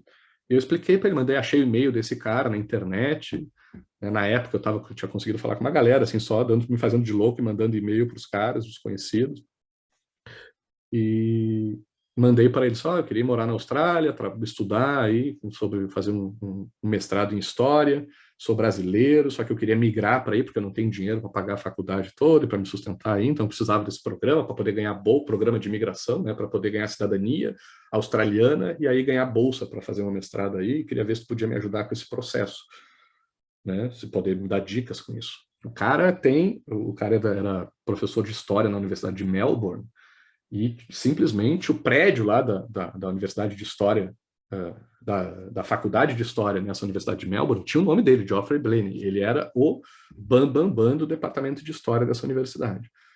Né? E aí eu mandei para o cara, se o cara me ajudava, o cara nunca me respondeu, deixei desse jeito, né? Daqui a pouco, cara, eu acho uma notícia dizendo na internet também, dizendo que o cara tinha sido demitido da Faculdade de Melbourne, porque ele tinha feito um discurso lá no começo de um semestre xenófobo, dizendo que ele era totalmente contra migrantes na Austrália. E eu tinha mandado um e-mail para o cara pedindo para o cara me ajudar a migrar para a Austrália. Diz que parece que a implicância dele era mais com asiáticos, né? Então não sei se ele se ofendeu tanto com o meu pedido, mas foi um mico que eu paguei aqui, né? Sem saber, mas foi. O cara deve ter rido da minha cara, né? Ele deve ter achado que era alguma pegadinha, porque não era possível. Mas é isso. Mas o livro, né, infelizmente, o cara é um babaca, pelo visto, mas o livro, como historiador, o currículo tinha umas disciplinas, assim, eu queria fazer, até tento fazer um pouco isso nos nomes dos meus temas aqui. Um deles, que eu me lembro até hoje, que era Guerra e Amor, uma disciplina. Imagina uma disciplina de história cujo título é Guerra, Amor e Guerra, acho alguma coisa assim. E o livro dele é muito bom, então quem conhece vai saber que o cara sabe conectar assuntos assim ao longo da história e fazer uma análise transversal ao longo da história, que é muito bacana. Ele até provavelmente citou você, professor. Nesse evento aí, ele deve ter falado. Não, tem até brasileiro me mandando e-mail, querendo vir para cá. Pior que eu acho que ele já tinha, eu acho que como na época eu ainda não pesquisei direito, eu acho que o cara já tinha sido expulso quando eu mandei, entendeu? Aí foi pior ainda. Não perdi a chance de ser citado no discurso dele. Mas essa é uma história muito que eu acho das mais curiosas da minha vida. Das mais, não sei, mas é interessante a ironia do negócio. Mas aí, gente, o que rola então? Né? Vamos juntar agora Durkheim, Pirula, Darwin, o Henning, o Geoffrey Blaney, todo mundo aqui numa Harari, todo mundo numa mesma explicação. Tá. Se a gente vai nessa forma, né, vai se separando e vai formando espécie, e a espécie não é uma coisa tão bem definida, não rola, não teve, vocês entendem assim, que não teve o primeiro ou a primeira Homo sapiens? Não dá para dizer que apareceu assim, opa, olha aqui, cheguei, eu sou o primeiro Homo sapiens, porque eu sou completamente diferente de papai e mamãe, porque eles são chimpanzés, ou sei lá, o ancestral comum.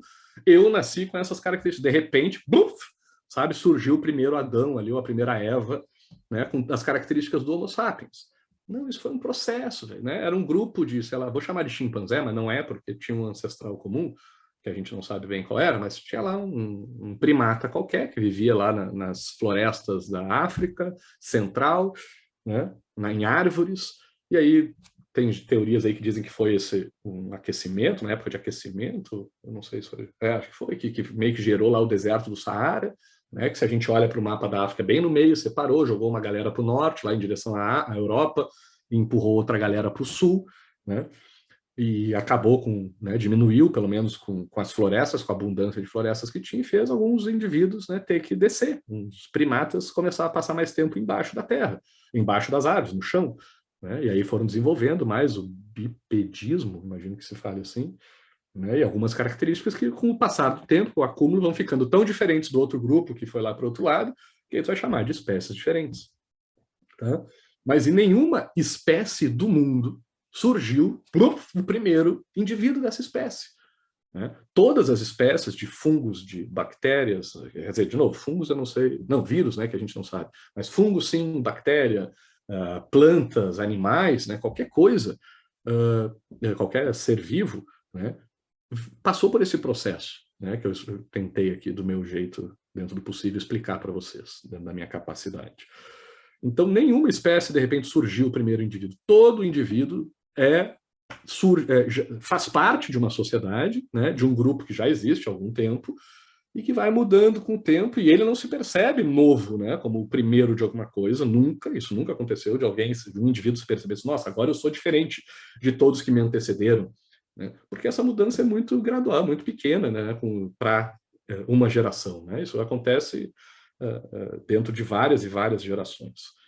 Né? Então, o primeiro, né, se a gente fosse chamar, assim, que não dá, que eu estou dizendo para vocês, não dá para chamar, né, do primeiro Homo sapiens, mas quando a gente começa a poder identificar um Homo sapiens ou uma Homo sapiens, né, já esse indivíduo, né, já está dentro de uma sociedade, né, faz parte de uma sociedade, tem pai e mãe, tem regra aquela sociedade, mesmo seja de primata, né, a gente não precisa de muita análise para ver que dentro de um grupo de primatas ali tem regras, tem um que manda, o outro que obedece, né, um que faz um papel, que caça, outro que, sei lá, cozinha, ou sei lá, cozinha não, mas que prepara comida, né, tem aquele negócio de passar a mão, de tirar piolho, pulga um do outro, né, que são relações sociais com algumas regras sociais, né, que existem nesses primatas. Então, os primeiros Homo sapiens, não vou nem pegar Homo sapiens, o primeiro Homo erectus, né, o primeiro hominídeo aí, hominídeo não, né, o primeiro Homo humano, né, era um indivíduo dentro de uma sociedade primata, né? E é isso, né, na minha leitura e a minha tentativa de juntar tudo isso, que faz o Durkheim ter razão. Não existiu esse primeiro indivíduo que, né, como dizem os contratualistas lá, né, que se sentaram, que era bom ou mal, ou mais ou menos.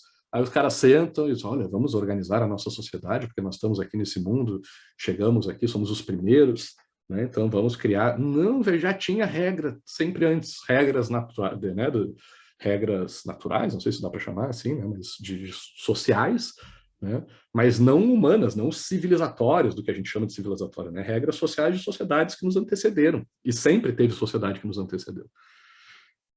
Então, eu acho que isso explica bem, pelo menos para mim, não sei o que vocês acham, para mim faz muito sentido agora, né, entendendo, né, a biologia dessa forma, né, aí fica fácil de entender a sociologia do Durkheim, né, de por que a sociedade é lógica, porque não tem como vir o primeiro Adão, a não ser que a gente vá se basear num criacionismo da vida, né, não tem como ter o primeiro indivíduo antes de ter sociedade, porque dentro dessa lógica, né, da cladística, da filogenia, da evolução das espécies, né, somos, né, cada indivíduo é fruto dessa divisão genética aí que o antecede.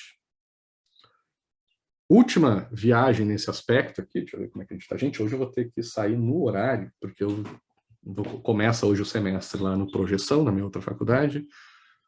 Infelizmente, caiu segunda e quarta minhas aulas lá, não tem como saber disso. Eu até cogitei mudar as aulas aqui do UNB para terça e quinta, porque no semestre passado já tinha sido assim segunda e quarta, e fica bem cansativo para mim. E agora ainda os caras me botaram no presencial. Eu vou ter que sair correndo daqui e ir para Taguatinga. Eu tenho que estar lá dando aula, dentro da sala, às 7h20.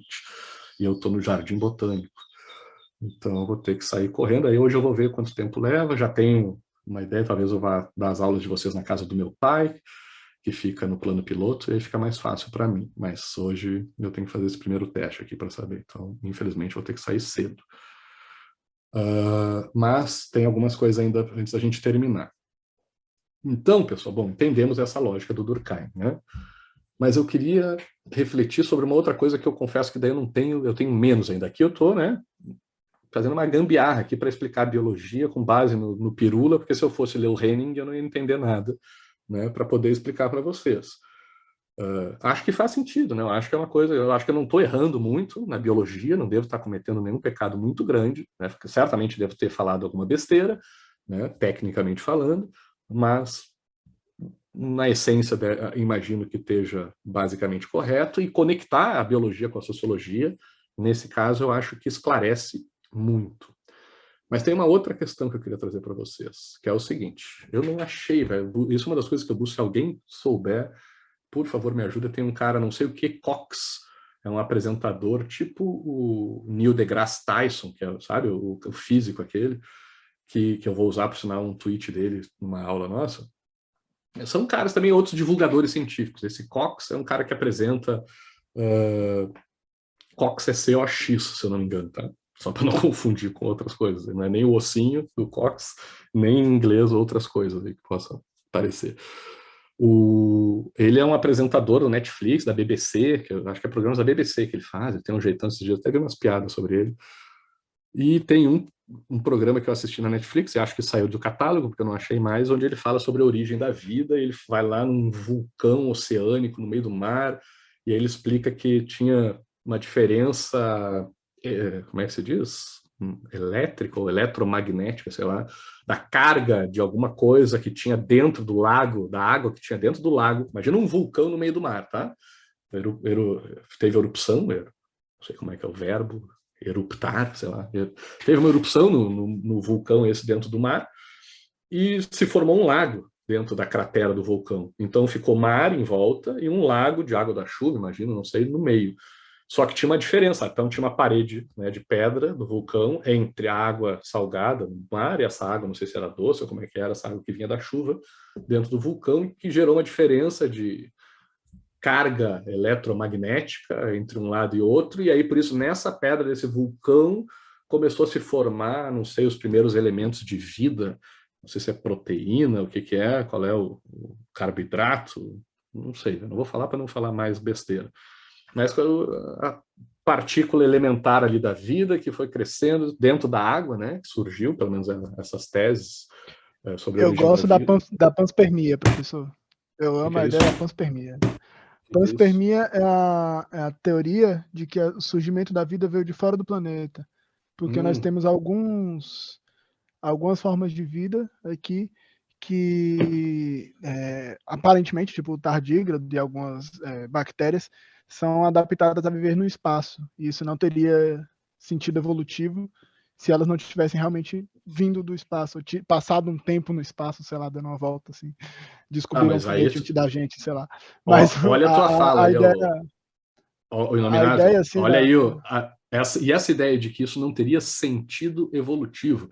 Mas não sei se eu consegui me fazer entender aqui, que essa cladogênese aqui não tem sentido nenhum, é o acaso. É uma loucura, isso aqui exato. É o acaso. Passou um rio, separou, formou uma espécie nova. A questão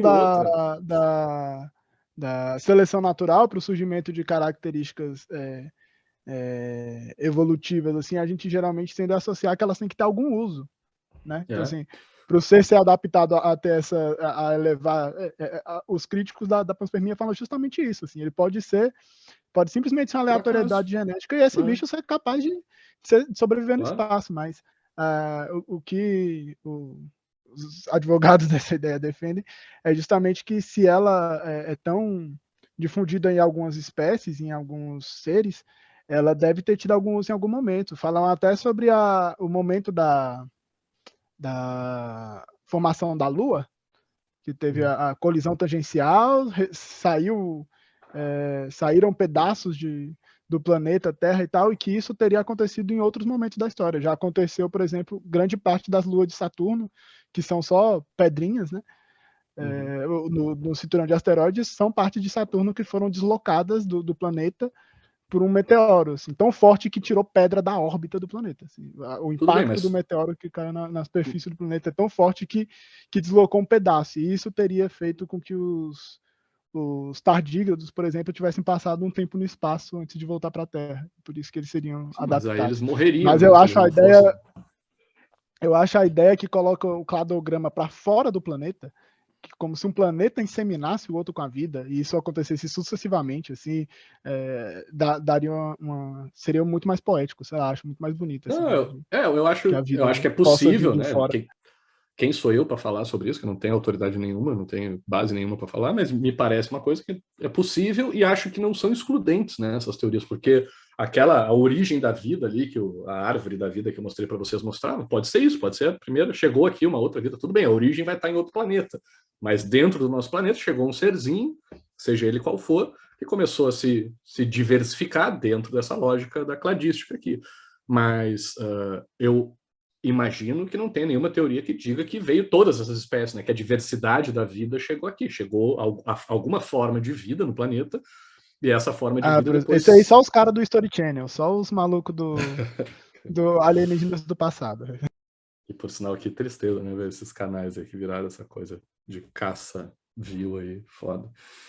Mas independente disso, né? Interessante, eu acho isso para se refletir, é possível, me parece viável, mas uma coisa não exclui a outra, né? A ideia, a explicação desse cara é que teria começado dentro da água e que, portanto, veria dessa diferença para uma coisa, né, como fosse uma pilha, né? O lado positivo e negativo ali que começa. E me parece, eu vou tentar falar para vocês em outras aulas isso é uma coisa que tem a ver com o yin e yang, né? Aquele símbolo do bolinha branca com preto, que os orientais dizem que explica tudo no universo, né? Com essa tensão entre dois polos opostos, né? Que a vida parece ter a ver com isso, né? Se a gente entende a vida como algo que surge de tensão de dois lados opostos, gente, eu sei que é um salto grande de se fazer de um vulcão oceânico onde a vida está surgindo com base em positivo e negativo, mas vejam que a nossa disciplina, né, do debate que a gente teve do tema passado foi assim, e todos os temas vão acabar sendo assim, porque tem, ainda na política, né, tem a dialética aqui, que eu vou usar esse pêndulo ainda para explicar para vocês, coisas de dialética na política, na explicação da vida em sociedade, que seguem essa mesma lógica, de uma tensão entre dois lados opostos, que gera, né, engajamento, que gera movimento, que roda a história, né, a luta de classes, não é uma tensão entre dois opostos, e o Marx não disse que era o motor da história, né? É isso, né? Então a ideia é entender que talvez dessa tensão entre dois lados opostos, desde a origem da vida até fenômenos mais complexos, acho que é de exagero dizer, né, que é mais do que a origem da vida, mas fenômenos sociais, né, fenômenos diferentes, em outros patamares, digamos assim, também podem, né, em algum grau, não que isso seja determinista, explique tudo, mas em algum grau, né, poder ser entendido dentro dessa lógica da tensão criada entre duas perspectivas opostas. Mas nem estou falando disso para entrar nesse ponto. O que eu quero visualizar com vocês é o seguinte. Então, as teorias mais aceitas, pelo que eu sei até hoje do início da vida, todas, ou a maioria, vai dizer que vem de dentro da água, né? Começa dentro da água, nessas coisas muito simples, provavelmente uma coisa mais vegetal ali, uma esponja, né? Essas coisas que a gente olha, tem uns seres aquáticos aí que parece, né, que é só uma sujeira boiando ali, sei lá, uma coisinha boiando, quando tu vai ver, está filtrando água, ele tem vida. E outra coisa que eu também não sei explicar, não sei o termo técnico, mas eu sei que tem, né, que existe e que também tem um termo técnico para isso, é que tem seres que o sistema de procriação deles, de reprodução deles, não só não é sexuado, como também é meio que de divisão molecular, eu acho, né, que se separa, tipo amebas, né? Acho que a ameba é uma assim, que é uma, daqui a pouco se separa em duas.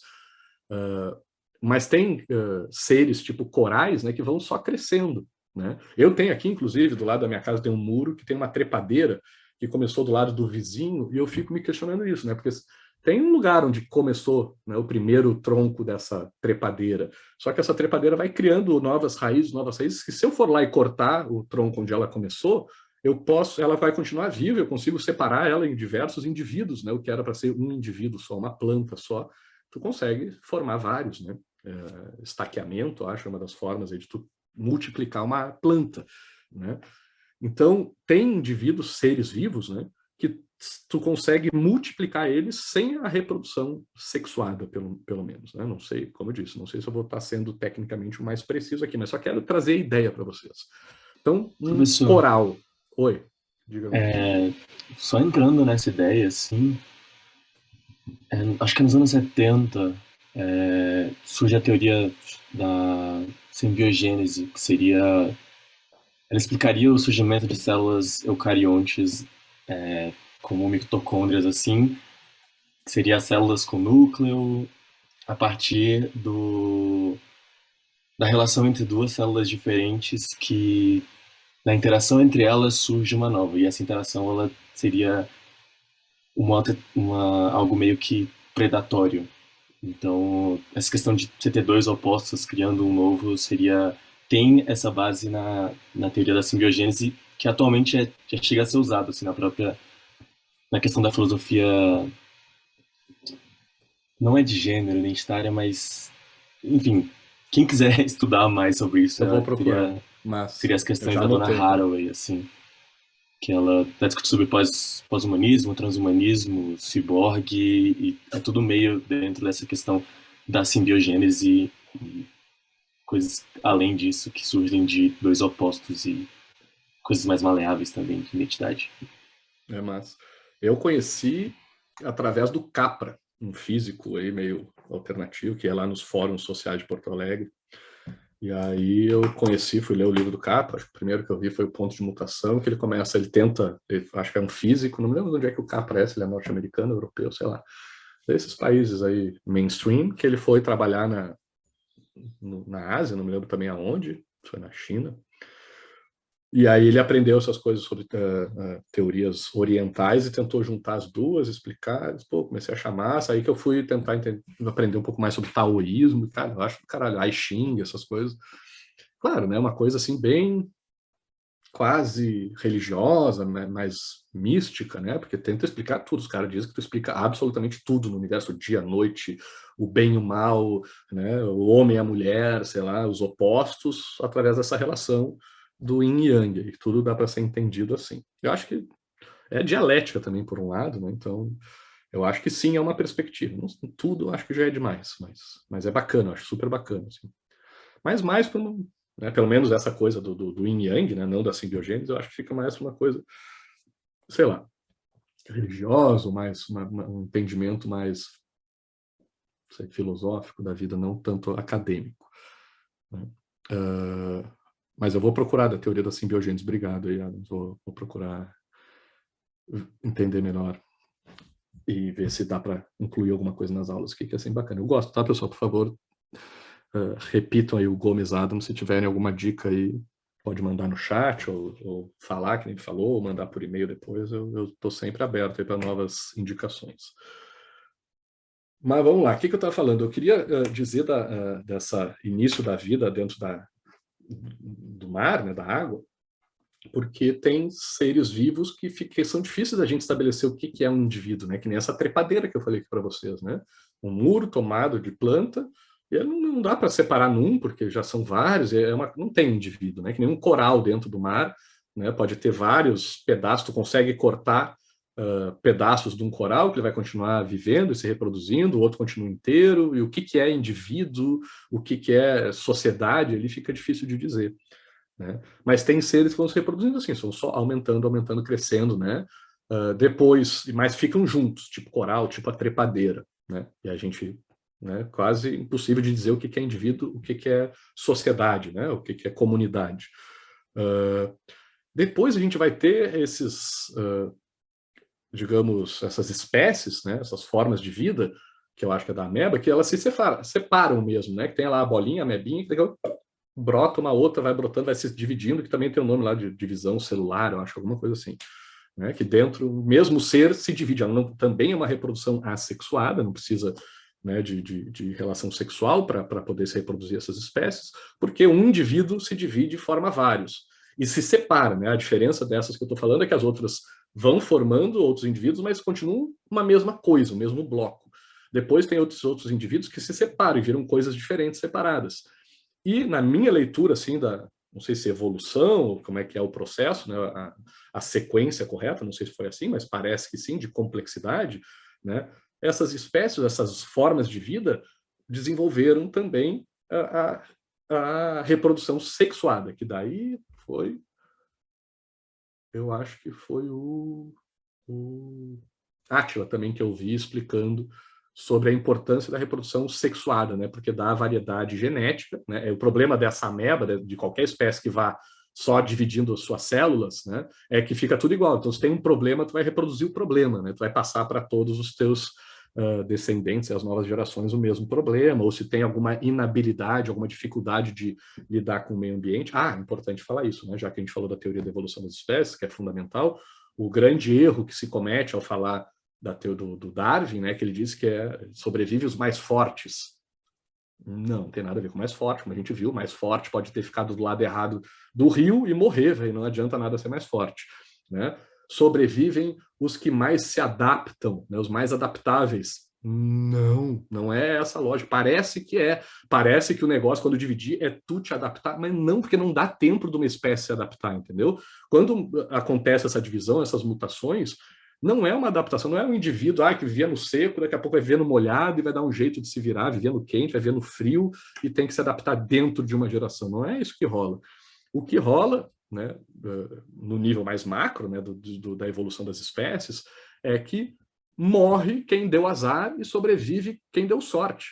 Por isso que o processo, basicamente, é meio que aleatório, né? Não sei se dá para chamar de aleatório as coisas que acontecem, depende de como a gente vê o mundo, mas é meio que guiado pelo ambiente, né? Não cabe aos indivíduos de nenhuma espécie ou serem mais fortes ou mais adaptáveis. Não, velho, não adianta ser adaptável. Pode ser um indivíduo super versátil, né, e que saiba se adaptar muito bem, mas se tu der azar e ir parar num lugar onde está pegando fogo, né, não vai sobreviver ao fogo, a lava do vulcão, alguma coisa assim, e vai acabar aquela espécie, né?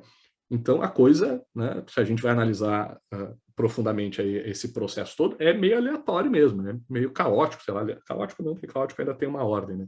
Mas é meio aleatório, né? É da sorte ou azar e sobrevive quem sobreviveu, quem deu sorte de estar adaptado ao ambiente, né? De ser possível adaptação, não é um mérito individual, entendeu? É uma sorte de combinar um indivíduo com o ambiente onde esse indivíduo, essa espécie, essa sociedade ficou. Mas voltando para o fundo do mar, então, corais são a mesma coisa, aí vem as amebinhas, que eu acho que já não é mais no fundo do mar, que vão se multiplicando, e aí algumas formas de vida desenvolvem, então, a reprodução sexuada, né? Que além de sair, né, de ter indivíduos separados, né, a amebinha vai criando outra que vai lá viver a vida dela, não precisa ficar grudada junta, que nem o coral ou que nem a trepadeira, né? Agora, indivíduos diferentes, né, interagem entre si para cruzarem seus genes e formarem indivíduos que, pela aleatoriedade da combinação genética, vão ter novas gerações diferentes, com uma diversidade maior, uma diferença, né, maior, e, portanto, vão ter mais chance de sobreviver, né? Porque se o ambiente mudar, vai ter um que tem uma característica, outro que tem outra, então a chance de sobrevivência pode ser maior, né? Com a reprodução sexuada, né, comparada à assexuada. Mas se a gente entende, agora vamos juntar aquela perspectiva anterior, né, de que as espécies são tudo a árvore da vida, né, de que as espécies são tudo a mesma coisa, só com essas divisões, e de que tem espécies lá no início, né, formas de vida lá no início, que não quer dizer que não existam hoje, né, mas que são mais antigas só do que a gente, que meio que são tudo, o indivíduo e o coletivo é meio que tudo a mesma coisa, né? Então, e que nesse processo a vida foi criando diferentes formas de fazer aquela mesma coisa, né? De se reproduzir, e foi achando alternativas, foi criando formas diferentes de fazer isso. Se a gente entender desse jeito a vida, tudo bem que parece que nós somos indivíduos separados, né? Sei lá, fontes de vida, assim, que a vida está em nós, né, e que a gente se junta com outra forma de vida inédita, desconhecida, e a gente forma mais vida ainda.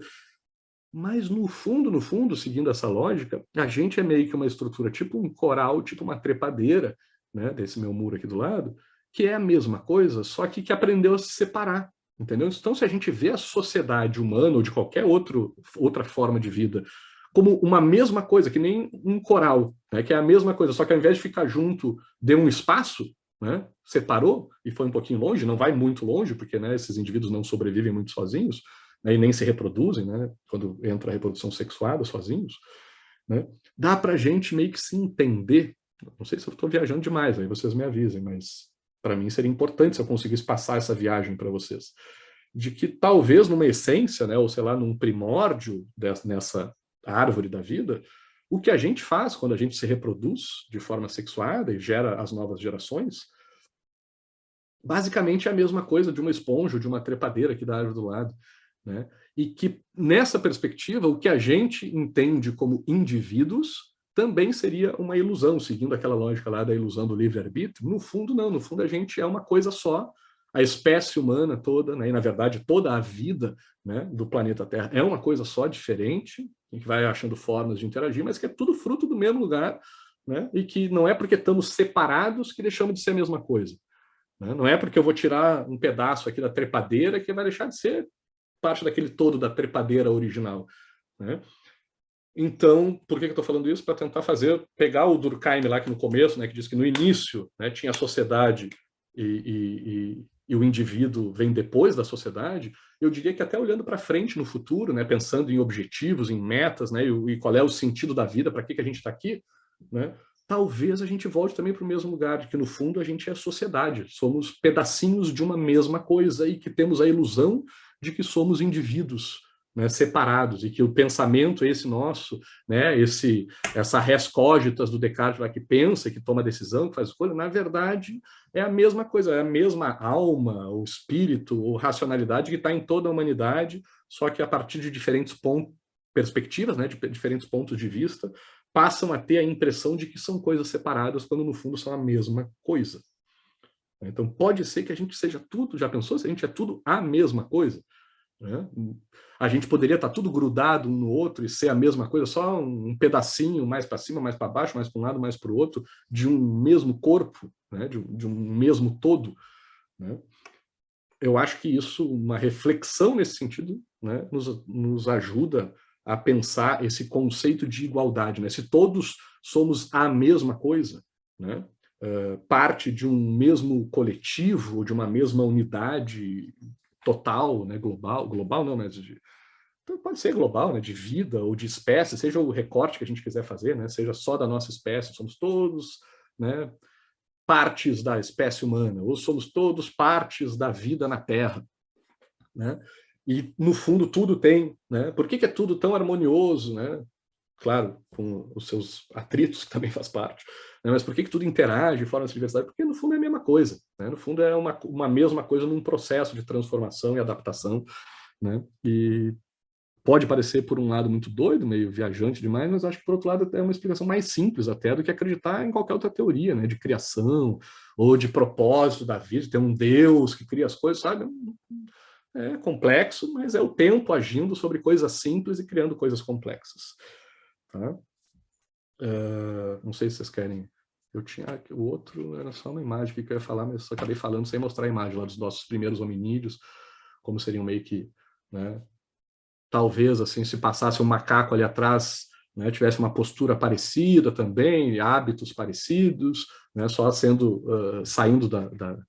das árvores, indo mais para o chão, né, e que portanto, seria mais difícil a gente falar nesse indivíduo inicial, mas eu acho que a gente também pode questionar se é possível falar de indivíduos, né? Se antes eu questionei, né, a liberdade, a existência da liberdade, hoje eu queria poder questionar também o conceito de indivíduo. Né? Por isso, toda essa viagem que eu estou trazendo aqui para você. Será que a gente pode se tratar como indivíduo ou somos, na verdade, partes de um todo, né? Que a gente pode chamar de sociedade ou de vida como um todo? Alguém quer fazer algum comentário, gente? Tem uma última parte aqui para falar para vocês, mas queria abrir aí. Sei que eu viajei fundo, né, gente? Nada, então vou mudar aqui. Agora foi bom eu fazer essa viagem toda, porque agora o que eu vou fazer vai parecer pouca viagem. Você se lembra? Antes de eu compartilhar aqui com vocês, deixa eu perguntar uma coisa para vocês. Eu não sei se eu vou conseguir fazer vocês entenderem isso, mas a proposta, tá? A última coisa na sala de hoje. Vocês já viram, a lembrança que eu tenho é eu no colégio, na creche, sei lá quando, né? No começo, eu muito pequenininho, e me dando exercício, me dando no papel, assim, de ter uma pergunta, um exercício para eu fazer, que tinha lá, sei lá, uma laranja, uma maçã e uma cadeira, sabe? Qual que não pertence ao grupo? Vocês já viram isso? Né? Ou sei lá, um ser humano, outro ser humano, um macaco. Né? Uma bicicleta, uma cadeira e uma árvore, sabe? E aí tu tinha que dizer qual é o grupo, né? Qual que está errado, qual que está fora da categoria, que eu acho que é uma coisa que tipo o meu filho de 2 anos agora, ele está aprendendo a criar essas categorias na cabeça dele, né? Massa, Lohane, sim, o de rock and roll, sim. Massa. Então eu quero que vocês façam isso, tá? E só que vai rolar o seguinte, deixa eu ver como é que eu vou fazer. Deixa eu já deixar isso aqui pronto. Eu tinha esquecido. Como é que eu vou fazer aqui? Deixa eu passar para vocês aqui o Mentimeter. Deixa eu só, o Mente, bom, vocês já sabem, eu vou botar aqui de qualquer jeito, na prova psicotécnica, isso aí, por aí. Nem sabia. Mas é isso, né, meio que para a gente ver quem que é doido, né, e quem não é. Deixa eu ver o código só aqui, 2985. 2985.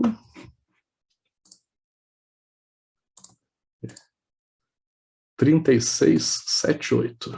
3678. 2985 3678. Eu vou ligar aqui. Não, nem vou ligar aqui. Não, vou ligar sim. Peraí, estou meio atrapalhado aqui. Como é que eu vou fazer isso? Hoje eu tô tendo que combinar 2 coisas. Tá, o apelido de vocês, né? Como vocês sempre fazem. Tá? Quem colocar aí, entre. Vou dar um tempinho só para vocês entrarem e colocarem o apelido de vocês. Mente.com 2985 3678. Tá indo. E aí eu vou sair aqui. Massa, isso que eu queria fazer aqui. Então, e agora, enquanto vocês botam o apelido de vocês, eu vou mostrar para vocês um slide aqui que eu coloquei 8 imagens diferentes. Tá? E eu quero que vocês façam esse exercício e me digam qual grupo, tá? Qual que pertence a qual grupo, beleza? Respondam aí, quem já respondeu pode ir pensando aqui, ó.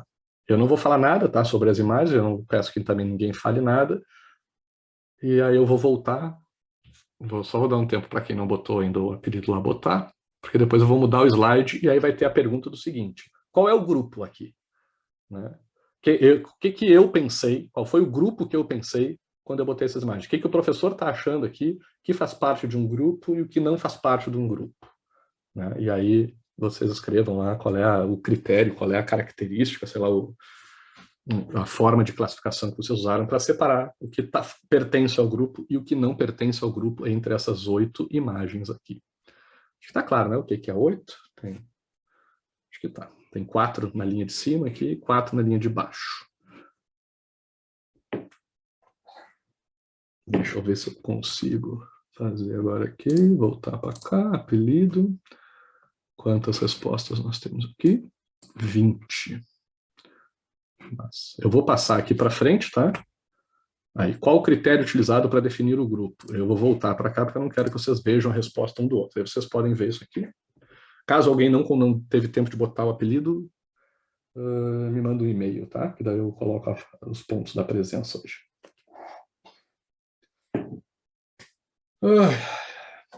Esperar só um pouquinho.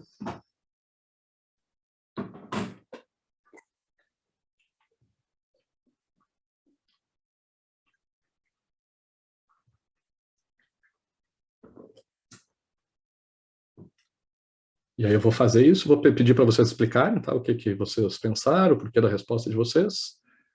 E aí vou ler aqui o que vocês tiverem mandado por escrito, e aí a gente encerra a aula. Professor, desculpa, eu tive que ir no banheiro aqui, eu não coloquei o nome e nem entendi a pergunta direito. Aqui eu só Desculpa.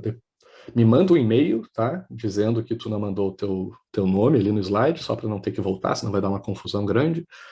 E nesse slide que tu está vendo aí na tela, tá? Tem 4 imagens. E aí eu queria que vocês fizessem aquele exercício que tem, geralmente se faz com criança, que pergunta qual que pertence ao grupo, né? E qual que não é, qual é o grupo aqui, né? Eu pensei em qual categoria aqui para classificar alguns desses 8 num grupo e outros não. Né? Qual foi o critério que eu usei para classificar as imagens que aparecem nessa tela aqui, nesse slide? E aí vocês vão dizer, né, foi isso, tu juntou tal coisa, ou tu juntou tal coisa, né, com base em tal critério, tu estabeleceu a semelhança entre as imagens. Pode botar tanto no slide ou depois falar. Tá? Vou voltar, acho que já deu um tempo, né? Vamos ver o que vocês botaram lá. Aqui, ó. Derivam de um mesmo ancestral comum. Tá? A espécie, literalmente não faço ideia. Semelhança genética, alimentação, ser vivo ou não, seres vivos, fenótipos, reino. Tá, eu também não entendi, não deu muito certo a minha pergunta. Que eu queria, não entendi muito bem o que seres humanos e macacos são um grupo devido à semelhança. Bananas, todos no mesmo grupo, porque todos são bananas independentemente do tipo. Sobra a mexerica laranja. Tá, isso aqui, não sei quem é essa pessoa, mas é isso aí. Eu queria que vocês me dissessem, olha, o que é um grupo ali, né? Aqui, seres vivos, todos são seres vivos? As bananas e a laranja. Aí, ó, essa aqui, a laranja não pertence aí ao grupo. Mas seres animados e inanimados. É todos, né? Vocês estão dizendo o que eles têm em comum, né? Mas eu queria saber como é que vocês classificam. Eu ia botar números, eu acho que talvez assim fique melhor. Eu ia botar um número, uma letra para cada um e dizer, né? Me digam, forme um grupo aí. Né? Mas o que vocês acham? Que quando mostro essa imagem aqui para vocês, vocês viram que eu fiz uma gambiarra aqui, que eu tive que cortar uma das bananas ali, porque eu tinha umas imagens prontas já. Deixa eu ver o que está rolando no chat aqui. Professor, eu tenho que sair, abraço. Valeu, rock'n'roll. Bom descanso. Quem tiver aqui está liberado, tá? Só perguntar assim mesmo para a gente encerrar a aula. O que tem, quando vocês olham para essas 8 imagens aqui, uma mulher, um homem, um chimpanzé, uma bananeira, uma banana da terra, eu acho, outra banana nanica, não sei, não entendo tanto bem de banana. A outra que é a mesma imagem desta banana aqui, só que invertida, espelhada, né? E uma laranja, uma mexerica, né? Como é que vocês classificam? Como é que a gente faz? Se tivesse uma prova num concurso, ó, Calesse diz que separou em 3 grupos. O grupo dos primatas, o grupo das bananas e o grupo da laranja. É isso que eu queria saber. Né? Como é que é isso aí? O Inominável Sem Maconha Estragada também em 3 grupos. Quais são os teus grupos? Digam aí os grupos de vocês. É exatamente esses mesmos, mas assim, eu coloquei sobre os fenótipos justamente sobre o que é o que me faz causar distinção, tipo, a cor e o formato da laranja em relação à fruta, digamos, porque se todas as outras frutas são bananas, uma fruta ali que está deslocada dessas frutas em comum, que aparecem todas sendo bananas, se tornam meio que um outlier, né? Para usar o termo que aprendi estatístico, uma das poucas coisas que... Mas assim, entre os primatas e os macacos, talvez se você colocasse uma girafa aí também, causar essa mesma impressão, essa mesma estranheza. Sabe qual o grupo que eu pensei? Vários, na verdade, né?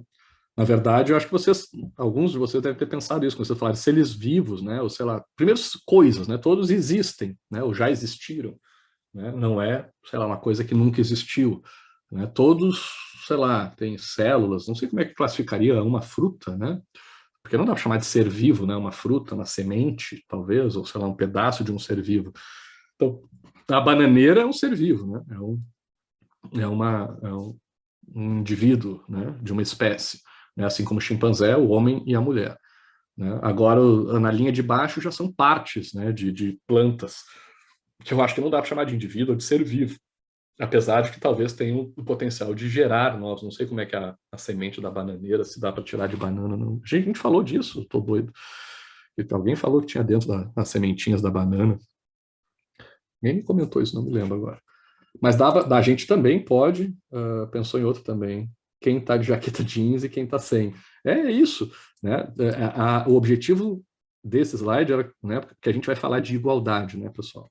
E na aula que vem eu vou trazer, que nem eu fiz em outras aulas, ali, alguns autores que falam sobre igualdade, algumas perspectivas diferentes ao longo da história sobre o conceito de igualdade, o que é igualdade ou não, mas eu queria ter um pouco daquela reflexão mais viajante que a gente fez com a liberdade, né? Será que existe liberdade ou não existe? E mostrar que não é brincadeira, não é viagem, né? Não é loucura de pessoas que acham que a liberdade é uma ilusão, de que talvez ela não exista, e mesmo daqueles que acreditam que ela existe, que tem um problema paradoxal da liberdade, que ela leva, né, a sua própria ideia oposta, né, de limite a si mesma, né, para que ela possa existir, né? Então, isso eu acho interessante, né, para a gente falar sobre liberdade, ter essa noção. E sobre a igualdade, né? Eu sempre falo sobre isso e eu até hoje não consegui achar a fonte disso, eu queria muito achar. Não sei se é viagem, porque às vezes a gente mistura, né, na nossa memória algumas coisas. Eu acho que é um povo árabe que tinha isso, que eu ouvi falar de um povo árabe bem antigo, que não tinha na sua cultura, lá na sua estrutura social, a ideia de números, de pluralidades de indivíduos. Para ele só existia 0 ou 1, né, de quantidade. Ou não existe nada, ou tem uma coisa de cada. Então, se eu fosse dizer que aqui, cavalos, né, na minha sala, aqui no escritório onde eu estou, quantos cavalos tem aqui? 0, porque não tem nenhum. Aí eu pego um cavalo, boto aqui dentro e digo agora tem um cavalo. Aí eu trago outro cavalo. Né? Esse povo aí diria que eu não tenho 2 cavalos, que eu tenho um cavalo, sei lá, marrom e um branco, um cavalo alto e um baixo, que não existem 2 da mesma coisa. Né? Então a gente não poderia dizer que tem 4 seres vivos aqui em cima, porque um é uma bananeira, outro é um macaco, e mesmo nos seres humanos, aqui nos dois, a gente não diria que são 2 da mesma coisa, porque uma mulher e outro é um homem, né? E que isso seriam coisas diferentes. E se eu tivesse 2 homens, eu poderia dizer que é um homem careca e outro com cabelo, ou que um está usando a jaqueta que o Inominável falou e o outro não está usando, né? E eu poderia dizer que um é um tipo de banana e outro, apesar de serem 2 bananas, né? Um é um tipo de banana, outro é outro, ou 2 frutas, né? Uma é laranja, outra é banana. E mesmo essas 2 bananas aqui do meio, que é a mesma imagem que eu peguei da internet e só espelhei ela e coloquei do lado, né? Primeiro que eu poderia dizer que são diferentes, porque uma é uma banana virada para um lado e outra virada para o outro. Mas e se eu só reproduzisse, se eu pegasse os mesmos pixels, né, de uma imagem de uma banana, deixasse na mesma posição e colocasse do lado, a gente teria que admitir, né, que por mais que sejam idênticas as imagens, uma está do lado esquerdo da tela, outra está do lado direito, né, ou está em cima ou está embaixo, que não tem como uma mesma coisa, duas mesmas coisas ocuparem o mesmo espaço. Então, mesmo que fosse possível existirem 2 coisas totalmente idênticas no mundo, cada uma tem que ocupar o seu espaço, porque se fossem 2 coisas ocupando o mesmo espaço, a gente costuma considerar que é uma coisa só. Tá? Então, filosoficamente falando, viajantemente, né, sei lá, viajando aqui na ideia de igualdade, né, vejam como a gente pode viajar, né, no ponto onde a gente vai botar o critério da igualdade. Pode ser da espécie, pode ser de seres vivos, pode ser pela aparência, né, pode ser, sei lá, pela situação, pela posição, e mesmo coisas iguais não podem ocupar o mesmo espaço, então a gente pode ver diferença, mesmo se existisse uma igualdade absoluta, que não existe na vida real, né? Mesmo não existem 2 laranjas iguais, não existem 2 bananas iguais, não existem 2 pessoas iguais, não existem 2 chimpanzés iguais, nem 2 bananeiras iguais. Todas têm alguma diferença, né? Porém, ao mesmo tempo, a gente pode criar categorias, né, para igualar qualquer coisa. Professor, essa característica incomum era um povo ameríndio, era de um povo ameríndio aqui na América do Sul. Sabe qual é, Jojo? Pô, que massa, eu tô faz tempo querendo descobrir de onde é que eu tirei isso. E não sei, eu achava que era árabe, porque árabe sempre tem esse negócio de matemática. Eu acho que era um árabe que não tinha o 0, porque eu acho que eu confundi isso. Tem um povo lá que eu acho que para eles não existia 0. Eu sempre tive essa dúvida, mas eu nunca achei, já procurei, não consegui achar. Se tu souber, Jojo, qual é o povo aí que tinha essa característica, mas a tua dica aí já vou usar ela, se tu não souber, para procurar melhor. Tá, gente? Vou deixar vocês com essa viagem. Valeu, Jojo. Aí se tu achar, me manda, senão eu procuro aí também. Vou deixar vocês com essa viagem. Na aula que vem eu vou pegar essas viagens e transformar em algo mais palpável para o debate, tá, sobre igualdade e a diferença, né, que vai ser a nossa proposta. E aí, como eu tinha falado no e-mail para vocês, Vamos fazer mais uma aula, porque eu acho que a igualdade merece. A gente teve 2 aulas falando sobre liberdade, né? Até na de hoje já ainda falamos mais um pouco. É bom a gente ter 2 falando de igualdade, porque eu acho que é um tema bacana, e eu vou compensar tudo no tema de ideologia lá, que eu acho que dá para a gente reduzir. Tá, gente? Obrigado a todas e todos. Se tiver alguma dúvida, algum comentário, fico à disposição, só não vou poder demorar muito mais. Valeu, gente. Bom descanso. Algum comentário, alguma coisa para a gente resolver mais urgente aí? Eu que agradeço, pessoal. Até quarta. Bom descanso e bom restinho de segunda e terça-feira. Valeu, professor. Tchau, tchau. Valeu, Gil. Obrigadão. Valeu, Chocolate, Lohane, Nominável, Creuza, Chupacabra, Calice, todo mundo aí. Então tá, turma. Vou encerrar aqui, que eu acho que é isso, né? Até quarta. Abração.